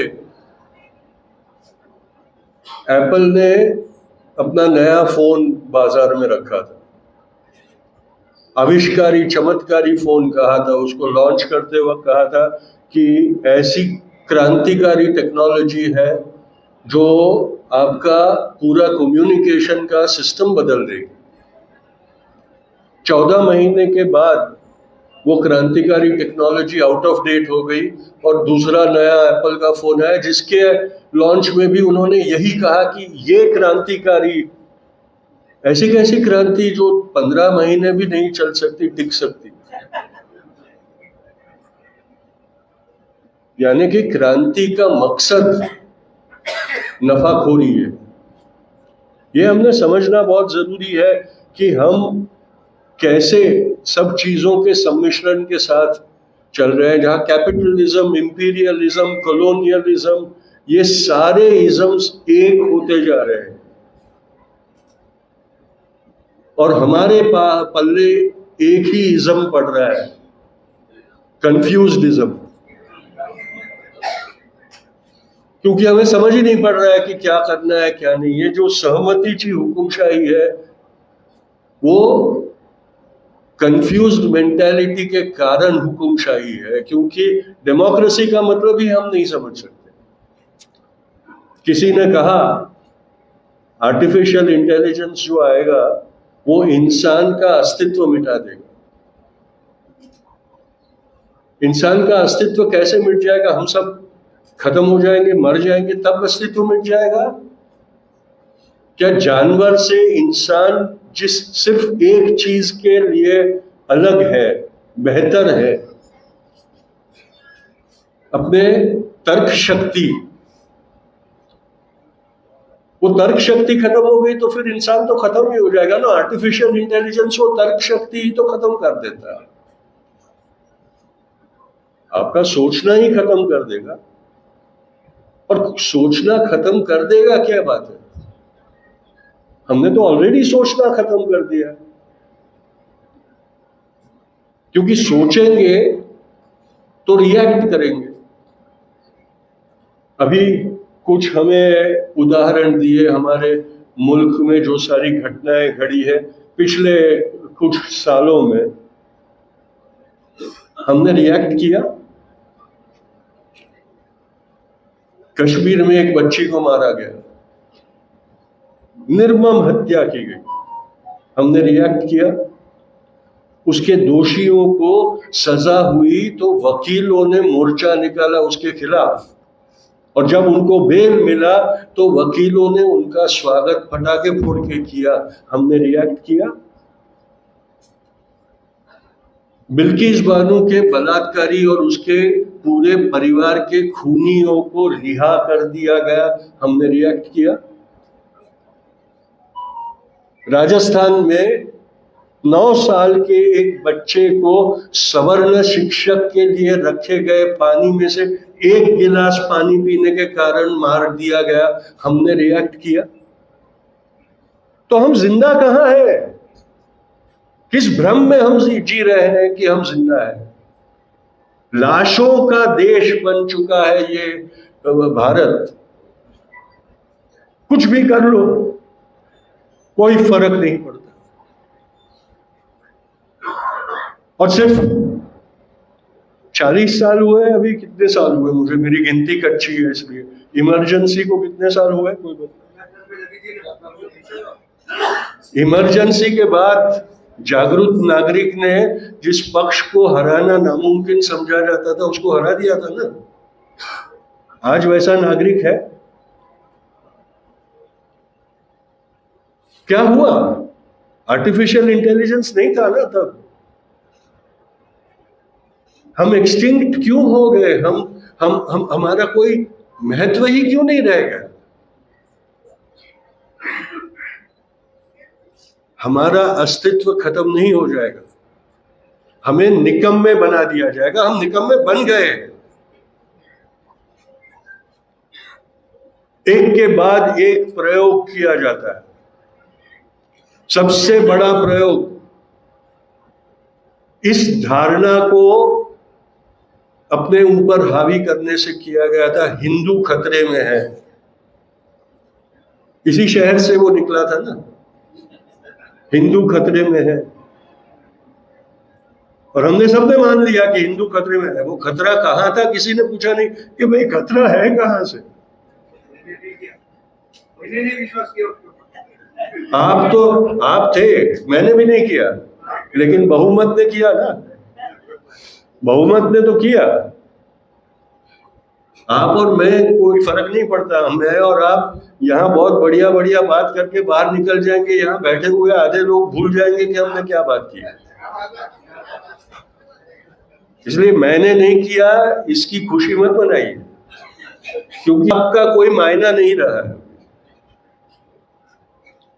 ये हमारी करुणा है।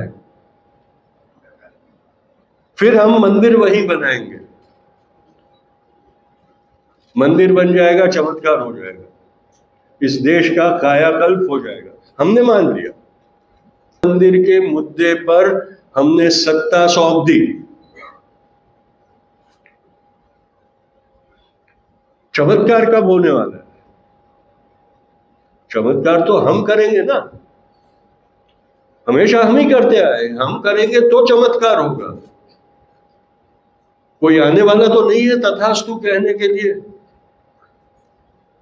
पर फिर भी हम ये मानते रहते हैं, ये सारी बातें हम मानते रहते हैं। कई बुद्धिजीवी इसको प्रमाणित करते हैं हिंदू राष्ट्रवाद कह के। हिंदू राष्ट्रवाद होने के लिए हिंदू राष्ट्र होना चाहिए ना। हम बन गए क्या हिंदू राष्ट्र? हाँ, नेपाल में हिंदू राष्ट्रवाद हो सकता है, लेकिन जिसके संविधान में सर्वधर्म समभाव है उसमें हिंदू राष्ट्रवाद कैसे हो सकता है? हम कैसे मान ले? हम क्यों ये प्रचलित करते हैं कि जो हिंदुत्व की बात कर रहे हैं वो हिंदू राष्ट्रवादी है? अगर वो हिंदू राष्ट्रवादी है तो वो नेपाल चले जाए, यहां उनके लिए कोई स्थान नहीं हो रहा है। ये सारी धारणाएं जो है वो हमें गुलाम बना रही है। हमने इनको मान लिया, हमने उनको कबूल कर लिया और इसके साथ जीना सीख लिया हमने। वो हिंदू राष्ट्रवाद के पीछे का घिनौना सत्य, ब्राह्मणी वर्चस्व वाला राष्ट्र, ये हम नहीं समझते हैं। और जब तक हम ये नहीं समझेंगे तब तक हमारे विचारों की गुलामी का फायदा वो लोग उठाते रहेंगे। ये सारी चीजें समझना बहुत जरूरी है हमारे लिए। हाँ, कुछ लोगों को ये मालूम होगा, मुझे ये जानकारी देने की जरूरत नहीं है, लेकिन आज इस मुल्क को ये बताना बहुत जरूरी हो गया है।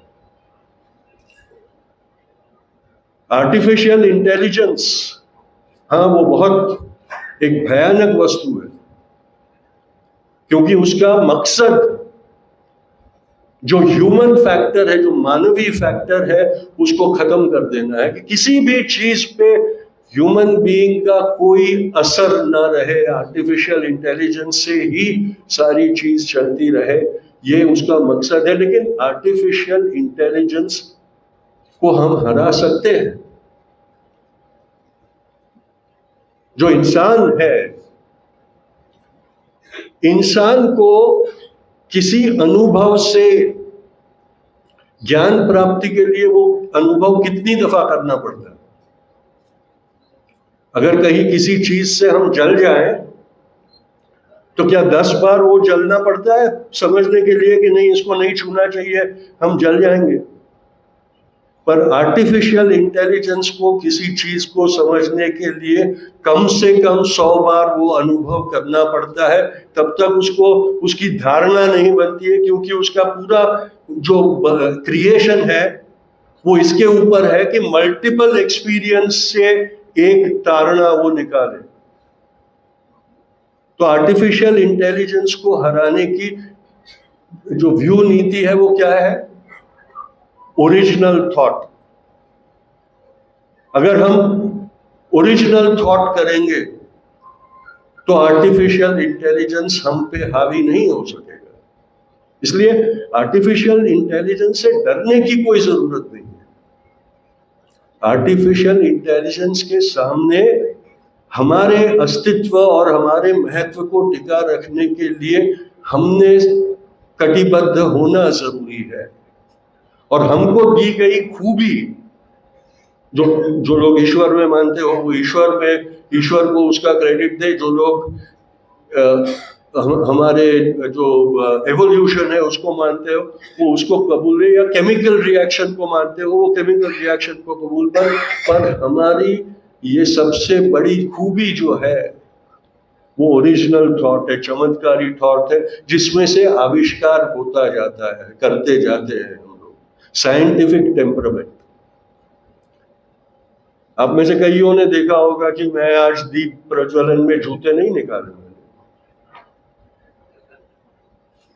पुस्तक विमोचन की सभा में, हाँ, मैं मंदिर में जाऊंगा तो जूते उतार के जाऊंगा, मैं जाता नहीं हूँ इसलिए जूते उतारने नहीं पड़ते मुझे, लेकिन वहां जाऊंगा तो जूते उतारूंगा।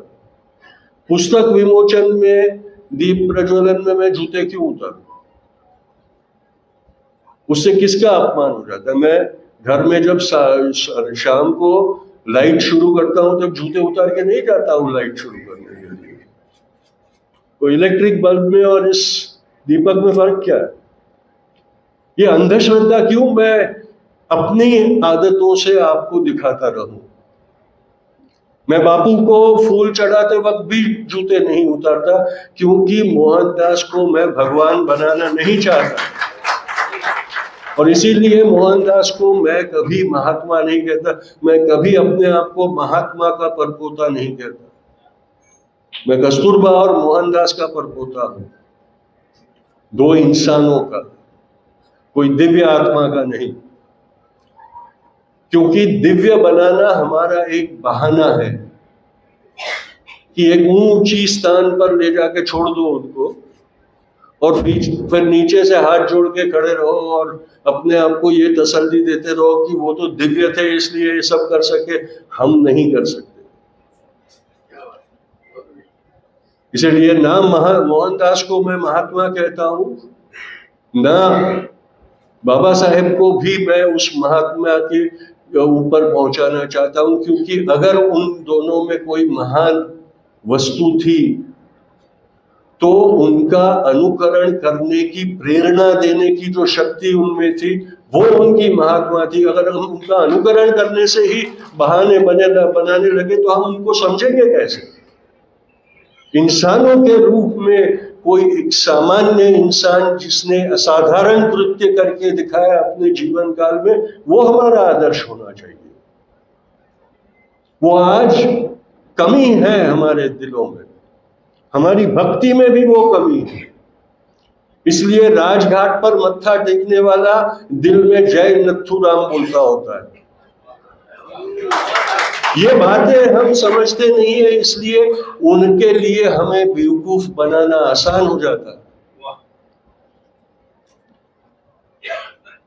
अभी अभी आपने सबने देखा होगा, राजघाट के ऊपर G20 के सारे राष्ट्र प्रमुख गए और उन्होंने फूल गुलदस्ते चढ़ाए।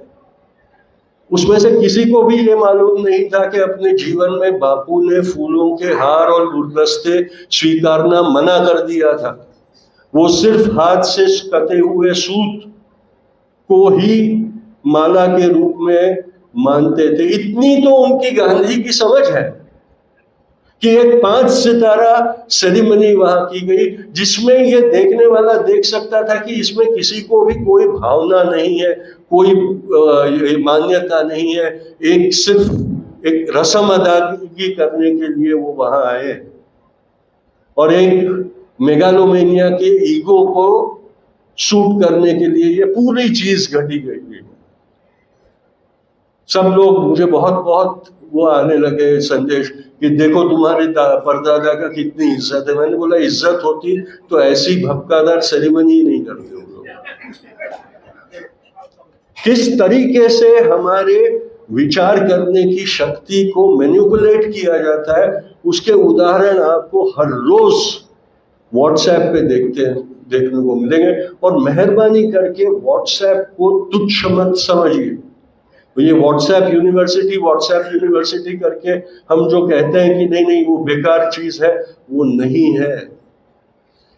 हमारे दिमाग की गुलामी का सबसे बढ़िया हथियार व्हाट्सएप है। हर रोज हमारे विचारों को खत्म करने की, हमारी तारक शक्ति को खत्म करने के लिए मैसेजेस हमको भेजे जाते हैं नए। ये बहुत साइंटिफिक तरीके से किया जाता है, प्रसार माध्यमों के द्वारा बहुत इसका उपयोग करके बहुत ही काबिलियत से हमारे विचारों को करने की शक्ति को खत्म किया जाता है हर रोज सुबह में। और इसीलिए व्हाट्सएप फॉरवर्ड पे प्रश्न उठाने पर वो फॉरवर्ड करने वाला उसका कोई निवारण नहीं दे सकता। वो दूसरे व्हाट्सएप मैसेज को ढूंढना शुरू कर देता है कि भाई इसके खिलाफ मैं दूसरा व्हाट्सएप मैसेज कैसे भेजूं। आज सुबह ही मेरे फोन पे एक मैसेज आया, कोई निहायत ही बेवकूफ ने वो मैसेज भेजा था। उस मैसेज में ये जो आरक्षण पे जो सारी राजनीति हो रही है, उस आरक्षण की टीका करने के लिए मैसेज क्रिएट करके भेजा। मोस्ट लाइकली नागपुर के जो आईटी सेल चलाते हैं उनकी ही वो उपज होगी, क्योंकि उनकी ही वो व्यू रचना है करने की। उसमें लिखा गया था कि जिनको आरक्षण चाहिए उनको वॉर फ्रंट पे आरक्षण दो। के पहली लाइन में 35% दलित, दूसरी लाइन में 40% ओबीसी, उसके बाद आदिवासी, ये सारों को आरक्षण चाहिए ना, उनको सबको भेज दो वहां लड़ने के लिए। वो मूर्ख ये जानता नहीं है कि कई सदियों से जब युद्ध होता है तो पहली लाइन में मरने वाला दलित होता है, दूसरी लाइन में मरने वाला ओबीसी होता है, और छावनी में बैठ के आदेश देने वाला क्षत्रिय सेनापति होता है। इसीलिए तो आज भी हमारी आर्मी में महार रेजिमेंट है ना, इसीलिए तो आज ही भी हमारी आर्मी में मराठा रेजिमेंट है ना, इसीलिए तो आज भी हमारी आर्मी में जो सिपाही है उसमें सबसे ज्यादा आदिवासी है ना। ब्राह्मण रेजिमेंट दिखाइए मुझे, नागपुर वाले भी दिखा दे कभी, मैं मान लूंगा। कहां है ब्राह्मण रेजिमेंट? राजपूताना रेजिमेंट है, राजपूत रेजिमेंट नहीं है। राजपूताना एक प्रदेश, राजपूत एक जाति है। तो फ्रंट पे मरने वाला तो दलित ओबीसी है ना, जिसको आप भेज देते हो कि जाओ लड़ो, और परमवीर चक्र मेरी छाती पे लगा दो। तो ऐसे निहायती बेवकूफ लोग हैं जिनको हम पकड़ सकते हैं और उनके मकसदों को का पर्दाफाश हम कर सकते हैं। हम करते नहीं है, वो उनकी जीत है। ये हमने समझना बहुत जरूरी है कि अगर इसी तरह से हम जीते रहे, ये जो मेन टाइटल है सहमतीची हुकुमशाही, तो आज तो वो सहमत को भी भ्रष्ट कर दिया गया है ना, या हमारे मतों को ही भ्रष्ट कर दिया गया। कर्नाटक में वो हुआ, नॉर्थ ईस्ट में वो हुआ, मध्य प्रदेश में वो हुआ, महाराष्ट्र में वो हुआ। हमने मतों से किसी और को सत्ता करने के लिए अधिकार दिया। महाराष्ट्र में हमने किसी को नहीं दिया था, इसीलिए फिर छूटने के बाद एक वो बना, कोalition बना। हुआ क्या? हमारे मत लेकर आमदार बने हुए लोगों ने अपने फायदे के लिए पक्षों की भेलपुरी बना दी एकदम, और हम तमाशा देखते रहे। इन्होंने कहा ना कि हम वोटर हैं, नागरिक नहीं। इसीलिए हम चुपचाप बैठे रहे कि हमारे वोट का इतना भयानक मजाक महाराष्ट्र में चलता ही रहा है, और शाहू फुले अंबेडकर की भूमि का अपने आप को घमंड दिखाने वाले लोगों ने कुछ नहीं किया। महाराष्ट्र में कहीं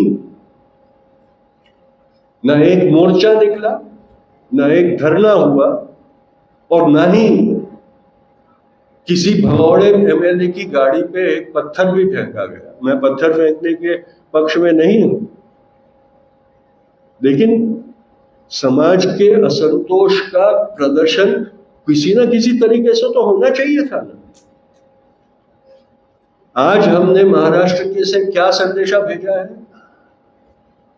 हमारे मतों का तुमको जो फायदा उठाना है उठाते रहो, हमारा आपको सहमति है। वो 50 खोके के क्या बोलते हैं? हाँ, वो ओके कौन बोल रहा है? हम बोल रहे हैं। हमने कहा है कि तुम 50 खोके लो, हमारे लिए ओके है। हंसिए मत, ये हंसने की बात नहीं है। ये हमारे दुर्भाग्य की बात है कि हमारी लोकशाही को हमने इस कदर मलिन कर दिया। वो तो करेंगे, उनको तो सत्ता की हवस है, वो तो करते रहेंगे, और उनको ये जानकारी है कि ये लोग उठने वाले नहीं है। याद रखिएगा, इमरजेंसी के बाद इंदिरा गांधी को दरवाजा हम ही ने मत दिखाया था, और शांति से बैलेट बॉक्स के जरिए उसको हमने रास्ता दिखाया था कि भाई ये नहीं चलेगा तुम। और वही हम लोग आज इतने उदासीन बन के बैठ के, ये आईटी से क्या हमें खतरा है? वो आईटी के आई में से ही हमको खतरा है, मेरे से ही मेरे को खतरा है आज। हाँ, कई देशों को खतरा होने वाला है। ये चैट जीपीटी जो आया है, कई ऐसे ब्यूरो हिंदुस्तान में कई ऐसे ब्यूरो थे जो टेक्निकल लिखाई करते थे, मैनुअल्स बनाते थे, एडवर्टाइजिंग के लिए कॉपी लिखते थे, जो पूरा जो पैम्फलेट बनाना पड़ता है वो सब। आज वो सारे ब्यूरो बंद हो गए। कई सैकड़ों जो भाषा के ग्रेजुएट्स थे जो इन ब्यूरोज में काम कर रहे थे, वो बेकार बन गए, क्योंकि चैट जीपीटी अब वो काम मुफ्त में इन सारे जो उद्योगपति हैं उनके लिए कर रही है। उनको लेखकों की जरूरत नहीं है। अमेरिकन फिल्म इंडस्ट्री जो हॉलीवुड के नाम से जानी जाती है, उसमें पिछले 4 महीने से लेखकों की स्ट्राइक हड़ताल चल रही थी। उसमें एक मुद्दा यही था कि अब जब story and script writing chat GPT से होगा तो हमारी रोजी का क्या होगा, उसके लिए आप हमें प्राविधान करके दीजिए, हमारी तनख्वाहें बढ़ा दीजिए, ताकि अगर चैट जीपीटी हमें नुकसान करती है तो हमें कुछ मुआवजा मिले उसमें से। 4 महीने तक उन्होंने पूरे हॉलीवुड के प्रोडक्शन को ठप कर दिया। ये सारी चीजों को हमने समझना चाहिए, और उसकी सीमितता को हम कैसे सीमित उसको कर सकते हैं वो समझ सकते हैं। ये याद रखिएगा कि ये किताब चैट जीपीटी नहीं लिख सकता। इसके लिए इंसान की जो रैशनल थिंकिंग है, जो लिंकेज कर सकता है कि भाई इस चीज का इसके साथ महत्व है, इस चीज का मैं उदाहरण इसमें दे सकता हूं मेरे आर्ग्यूमेंट को कंफर्म करवाने के लिए, ये सिर्फ इंसान कर सकता है। ये चैट जीपीटी या आर्टिफिशियल इंटेलिजेंस नहीं कर सकेगा। उसको बताना पड़ेगा कि अगर ये टॉपिक है तो वहां रेफरेंस के लिए जा, उसके सिवा वो नहीं कर सकेगा। आर्टिफिशियल इंटेलिजेंस फाइनली एक बहुत ही होशियार कुत्ता है जिसे मालिक चेन बांधकर जहां ले जाना चाहे वहां ले जा सकता है। ये याद रखिएगा। पर चिंता हमारे निकम्मेपन की होने करिएगा जरूर, अगर लोकतंत्र को बचाना है तो। और ये भी अपने आप को तसल्ली मत दीजिए कि अगर 2024 में इस विचारधारा को हरा दिया तो हम हमारा मुल्क वापस जीत लेंगे। ये नहीं होने वाला, क्योंकि नफरत और विभाजन का जहर हमारे समाज में इतनी हद तक आ चुका है कि उस जहर को निकालने के लिए हमें और 10 से 20 साल तक लड़ाई लड़ते रहना पड़ेगा, वरना वो नफरत का जहर हमारे समाज में से मिटने वाला नहीं है। वो और भी बढ़ता जाएगा और हर मौके पर नफरतबाजों को वो सक्सेसफुल करता जाएगा। ये सारी बातें हमने समझना आज बहुत जरूरी है। अमेरिकी फिल्म एक आई थी माइनॉरिटी रिपोर्ट करके, आप देखिएगा अगर आपको मिले तो वो फिल्म देखिएगा। माइनॉरिटी रिपोर्ट करके एक फिल्म थी, उसमें उसको साइंस फिक्शन के नाम से उस जमाने में क्लासिफाई किया गया। उसमें एक ऐसी मान्यता की गई थी कि किसी कंपनी ने आर्टिफिशियल इंटेलिजेंस ऐसा बना दिया कि जो इंसान की वर्तमान आदतों को एनालाइज करके ये अनुमान कर सके कि ये गुनाह करेगा या नहीं, यानी गुनाह करने से पहले ही गुनहगार है ये बता देना। और लॉ एनफोर्समेंट एजेंसीज, वो पूरी फिल्म का ये होता है कि लॉ एनफोर्समेंट एजेंसीज अमेरिका की जो है वो उससे बहुत खुश हो जाती है कि अब हम गुनाह होने के बाद नहीं पकड़ेंगे, गुनाह होने से पहले ही उस इंसान को जेल में डाल देंगे। हिंदुस्तान में आज वो टेक्नोलॉजी इतनी बढ़ गई है कि हमारी एनआईए भी गुनाह करने के पहले लोगों को पकड़ के जेल में डालती है और फिर 6 महीने तक निकाल सोचती रहती है कि इसको क्या गुनाह में मैं अंदर किया है वो देखो। कल ही सुप्रीम कोर्ट ने फटकारा है ना कि भाई तुम पहले पकड़ते हो फिर गुनाह ढूंढते हो। और अब देखो ये युवापा के नीचे जितनों को भी उन्होंने पकड़ के अंदर किया है, उतनों के ऊपर आज तक 2-2, 3-3 साल बाद भी वो कोर्ट में जाने से झिझकते हैं, क्योंकि उनको पता नहीं है कि इसको किस गुनाह में मैंने पकड़ा है। आदेश के ऊपर पकड़ा गया। अब सोचिए, किसी के ऊपर तोहमत लगाई कि वो गुनहगार है, क्यों उसे सुप्रीम कोर्ट में जाना पड़ता है कि भाई मेरे ऊपर जो एफआईआर दर्ज की गई है वो तो मुझे दिखा। क्यों सुप्रीम कोर्ट तक जाना चाहिए ऐसी चीजों में? क्योंकि वो पुलिस जानती है कि हमने जो डॉक्यूमेंट डाला है, चार्जशीट डाली है, एफआईआर डाला है, वो कोई देखेगा तो जज होना जरूरी नहीं है, वो फाड़ के फेंक देंगे उसको, क्योंकि किसी के हुक्म पे हमने पकड़ा है, गुनाह घड़ा है इसलिए नहीं पकड़ा। तो माइनॉरिटी रिपोर्ट तो डोवाल के पास ऑलरेडी आ गया। वो एयरपोर्ट पे कुत्ता होता है ना, बैग सूंघ के बताता है कि इसमें गर्द है या इसमें एक्सप्लोसिव है कि नहीं।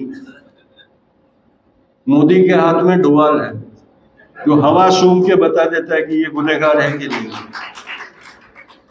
ताली मत बजाइए, ये हमारा दुर्भाग्य है, इस पे रोइए।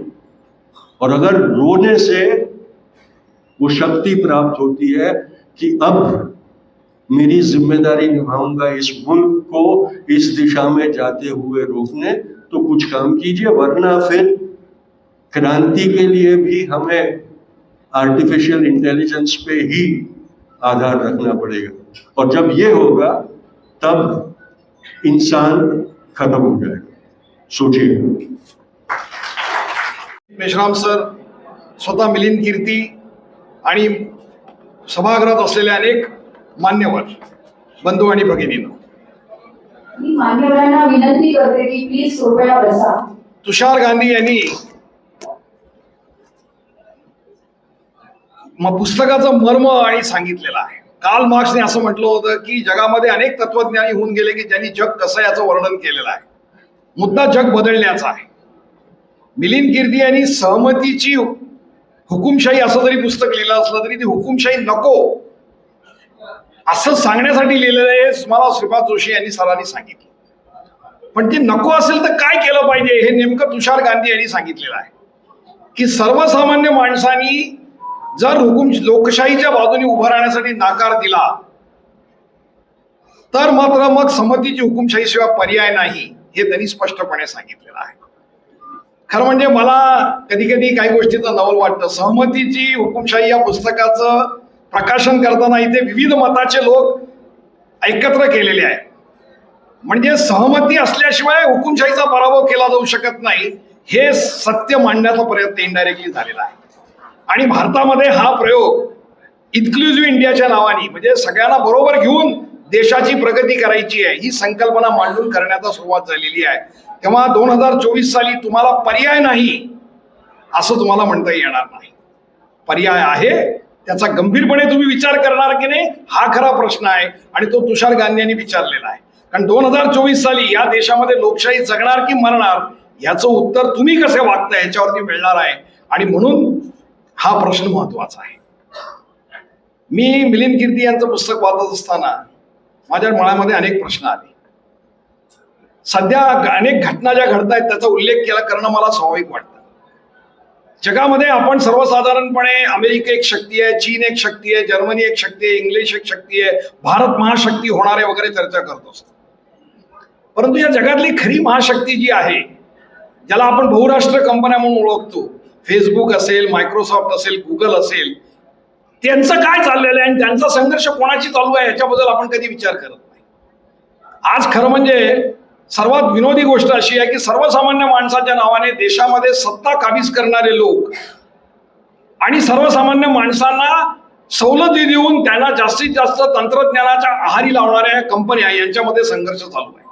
आणि म्हणून आपण ऐकलं असेल की गुगलवरती अमेरिकेने केस केलेली आहे, गुगल आणि अमेझॉनवरती युरोपने केस केलेली आहे, आणि भारतामध्ये देखील नवीन कायदा आणून डाटा आमच्या कंट्रोलमध्ये असावा का तुमच्या कंट्रोलमध्ये असावा असं भांडण सुरू झालेलं आहे. सर्वसामान्य माणसाला वाटतं हे आपल्या आवाक्यातली गोष्ट नाही म्हणून लांब राहावं, परंतु सर्वसामान्य माणसाच्या जीवन मरणाचा प्रश्न आहे. ह्या कंपन्या कशा पद्धतीने सरकार पाडू शकतात, सरकार बदलू शकतात याची वर्णन अनेक आलेली आहे, मी त्याच्यामध्ये जाणार नाही. पण म्हणून मला असं वाटतं की महत्वाचा प्रश्न आहे. आता लेखकांच्या संपाचा उल्लेख केला, दुसरा उल्लेख मी असाच करतो की अनेक चांगल्या प्रतिथयश लेखकांनी अमेरिकेमध्ये या ChatGPT वरती केस दाखल केलेली आहे की त्यांचं म्हणणं आहे की आमची प्रतिभा शक्ती आता वापरून तुम्ही पुस्तकं लिहिणार आहात आणि कादंबऱ्या लिहिणार आहेत, मग आमची गरज काय होणार आहे. तेव्हा ChatGPTला असं करण्यापासून बंदी करावी अशा प्रकारची मागणी त्यांनी अमेरिकन कोर्टापुढे केलेली आहे. मी जेव्हा तंत्रज्ञानासंबंधी वाचत होतो तेव्हा मला बरेचसे माझे मित्र असं सांगायचे, जे शास्त्रज्ञ असायचे, की तंत्रज्ञान सगळ्या गोष्टी करू शकेल पण माणसामधली जी कल्पकता, क्रिएटिव्हिटी आहे ती मात्र तंत्रज्ञान काही आणू शकणार नाही. हळूहळू आता आर्टिफिशियल इंटेलिजन्स बघितल्यानंतर त्याच्यावरती शंका निर्माण व्हावी असा प्रश्न निर्माण झालेला आहे. म्हणजे मी स्वतः माझ्यावरतीच एक प्रयोग करून बघितला. हैदराबादला एका कार्यशाळेत असताना मी त्याला सांगितलं की ChatGPTला सांग की डॉक्टर कांगो आर्टिफिशियल इंटेलिजन्सवर काय बोलतील असा एक लेख लिहून द्या. त्या ChatGPTने 5 मिनिटात तो लेख लिहून दिला आणि वाचल्यानंतर मला असं वाटलं की खरंच आहे, मीच म्हणतोय हा लेख. म्हणजे मी नसताना जर समजा कोणी लेख वाचला असता आणि लोकांनी माझ्या नावावर खपवला असतं तर खपला असता तो लेख.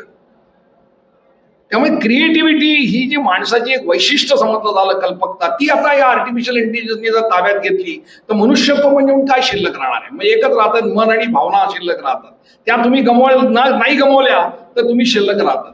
परंतु या देशामधली ज्याचा उल्लेख रणजित मेश्रामांनी अनेक घटना केल्या त्याच्यामधली ही मानवता किंवा भावना आपल्या मनात शिल्लक राहिली आहे का, ती राहावी असा काही प्रयत्न चालू आहे का. मध्यंतरी मी एक छोटंसं पुस्तक वाचलं होतं, ऑर्डिनरी मॅन नावाचं, क्रिस्टोफर नावाच्या एका लेखकाचं, त्याचं आडनाव ब्राउनिंग असावं असं मला वाटतं. क्रिस्टोफर ब्राउनिंगचं पुस्तक आहे. नेटफ्लिक्सवर त्याचा सिनेमा पण आलेला आहे, डॉक्युमेंटरी पण आलेली. सर्वसामान्य जर्मन मनुष्य की जो स्वतःला नाझी समजत नव्हता तो कसा या नाझींच्या नादी लागला आणि कशा पद्धतीने तो देखील अत्याचारात सामील झाला याचं मनोविश्लेषणात्मक करणारा अनेक इंटरव्ह्यू केलेलं पुस्तक आहे. ते प्रत्येकाने वाचलं पाहिजे असं माझं मत आहे. म्हणजे भारतामध्ये पण सध्या तेच तोच खेळ चालू आहे. सहमती कशी निर्माण केली जाते, मॅन्युफॅक्चरिंग कन्सेंट ही संकल्पना नॉर्म चॉम्स्कीनी मांडली, त्याच्याबद्दल श्रीपाद जोशींनी सांगितलं. हॅकिंग ऑफ द माइंड ही दुसरी संकल्पना त्यांनी मांडलेली आहे. म्हणजे सध्या माणसांचा मेंदूच पळवण्याचा प्रकार चालू आहे. मेंदू तुमचा असं तुम्हाला वाटतं पण तुमचा नाही येतो, दुसरंच कोणीतरी तुम्हाला डिक्टेट करतंय. ही हॅकिंग ऑफ द माइंड आहे. त्यामुळे अनेक वैज्ञानिक शोध लागतात परंतु त्याचा उपयोग योग्य प्रकारे आपण करत नाही. होमोसिपियन्स नावाचा जो पुस्तक लिहिणारा हरारे आहे त्यांनी एक सिद्धांत मांडलेला आहे की होमोसिपियन्स हे बाकीच्या मनुष्य प्राण्यांच्या पेक्षा वरचढ का ठरले, का आफ्रिकेतून ते सगळ्या जगात पसरले आणि बाकीचे समूह माणसांचे जे होते वेगवेगळे ते एकतर त्यांच्यामध्ये ॲसिमिलेट झाले किंवा नष्ट झाले. का तर त्यांनी 2 गोष्टी सांगितल्या. एक म्हणजे शेतीचा शोध पहिल्यांदा होमोसेपियन्सनी लावला आणि दुसरं त्यांनी सांगितलं की भाषेचा शोध पहिल्यांदा त्यांनी लावला. आणि या भाषेच्या शोधामुळे एकमेकांशी सहकार्य करून ऑर्गनाइज शक्ती, माणसांची समाजाची शक्ती वाढवण्याची शक्यता इतर समानवी समूहापेक्षा त्यांच्यामध्ये जास्त होती, म्हणून त्यांचा विजय झाला. आपल्याला काय सांगण्यात येतं, स्पर्धा हाच मानवी बाजारपेठेचा अंतिम निकष आहे आणि स्पर्धेशिवाय माणसाचा विकास नाही. अरे माणसाचं अस्तित्व सहकार्यावर अवलंबून आहे. ते सहकार्य नसतं तर माणूस अस्तित्वाचा राहिला नसता. तेव्हा सहकार्याचं महत्व तुम्ही कसं काय नाकारता.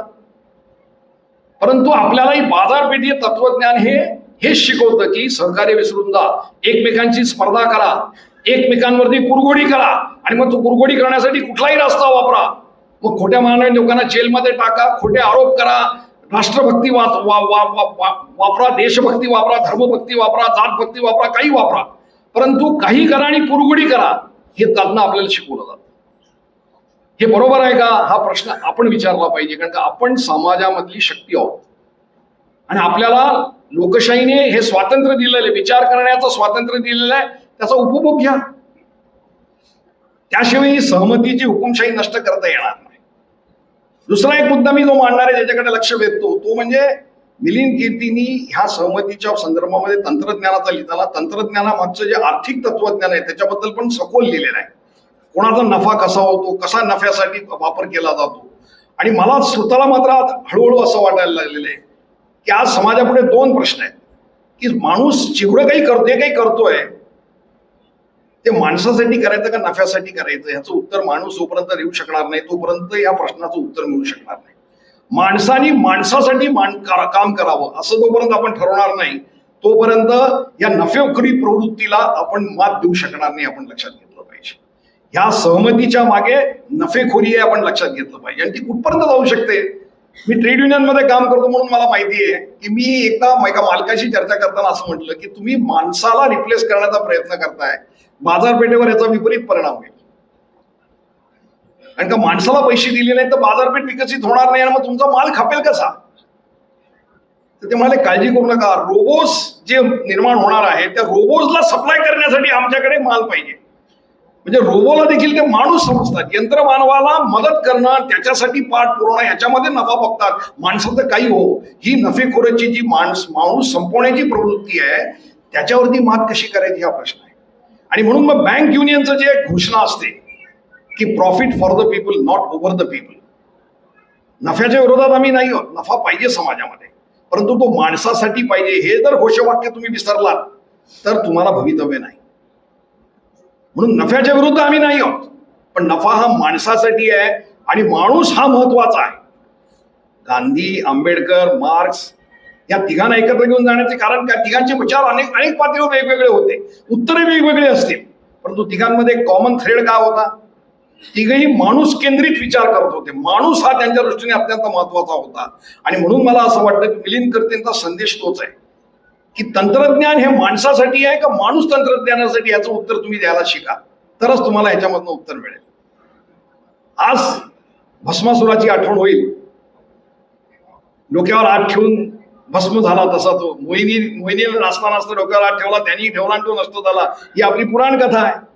तसं आपलं यंत्रमानव आपल्याला करेल की काय अशी भीती आपल्याला वाटेल. अशा एका काळात आपण वावरतो, जगतो आणि वाढतो.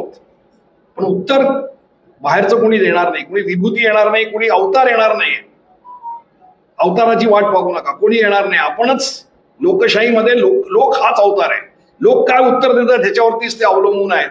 आणि म्हणून मिलिंद कीर्तीच्या संमतीच्या पुस्तकाचं म्हणणं हेच आहे की त्यामागचं अर्थकारण, राजकारण, वर्चस्ववादी व्यवहार हे नीट समजून घ्या आणि माणसाशी जोडले जा. माणसावर प्रेम करा आणि माणसाला बरोबर घेऊन जायला शिका. हेच तुमच्या विकासाचं अंतिम उत्तर आहे असं मला वाटतं. आणि त्याच्यामधनच माणसामध्ये सहमती घडवा, तरच हुकुमशाहीचा पराभव करता येईल. अन्यथा हुकुमशाहीसाठी सहमती निर्माण करण्याचं तंत्रज्ञान ज्यांनी अवगत केलेलं आहे ते झपाट्याने कामाला लागलेले आहेत. श्रीपाद जोशींनी बरोबर सांगितलं की अरिस्टोक्रसी टू टेक्नोक्रसी असं नसून aristocracy and technocracy going together.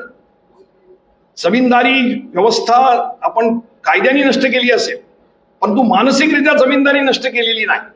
हे विशेषतः उत्तर भारतात तुम्ही माझ्याबरोबर हिंडला तर तुमच्या लक्षात येईल. आपल्याकडे महाराष्ट्रामध्ये खूप आधी जमीनदारी नष्ट झाली. शाहू फुले आंबेडकरांचा एक प्रचंड मोठा वारसा घेऊन आपण वाढलो, त्यामुळे आपल्याला जमीनदारीची इतके 10 चटके बसलेले नाही. परंतु तुम्ही उत्तर भारतात हिंडायला लागलात, राजस्थान पासून, बिहार पासून उत्तर प्रदेशमध्ये, तर जमीनदारी म्हणजे काय असते आणि जमीनदारी व्यवस्था ही कशी सहमतीची व्यवस्था होती हे आपल्या लक्षात येईल. आणि म्हणून ह्या जमीनदारी व्यवस्थेचे जे अवशेष होते त्याला अरिस्टोक्रसी असं म्हणता येईल ते. आणि टेक्नॉलॉजीमध्ये जी एक टेक्नोक्रसी तयार होती त्या दोघांचं संगनमताने आज व्यवहार कसा चालू आहे हे आपल्या लक्षात येईल. त्याचे फायदे कोणाला मिळतात, कोण घेतं, ह्याच्यासाठी भारतामधल्या विविधतेमध्ये कास्ट सेन्सस होणं अत्यंत महत्वाचं आहे. त्याच्यामध्ये फक्त न्यूमरिकल गणती करता कामा नये, तर त्याच्यामध्ये ऍसेट्स म्हणजे संपत्ती कोणाकडे आहे, किती प्रमाणात आहे, कोणाला सत्तेचे वाटेकरी किती आहेत, ह्याची सगळ्याची माहिती आपल्याला मिळाली पाहिजे आणि त्याप्रमाणे मग आपली धोरणं आखली पाहिजेत. परंतु 1931 पासून चाललेला जनगणना ही जाणीवपूर्वक 2021 साली झालेली नाही. का झालेली नाही ह्याचा प्रश्न आपण विचारत नाही, कारण जनतेला वस्तुस्थिती कळू नये हाच त्याच्यामध्ये डाव असतो. म्हणून ही वस्तुस्थिती कळण्यासाठी जनगणना झाली पाहिजे, आपला आग्रह असला पाहिजे.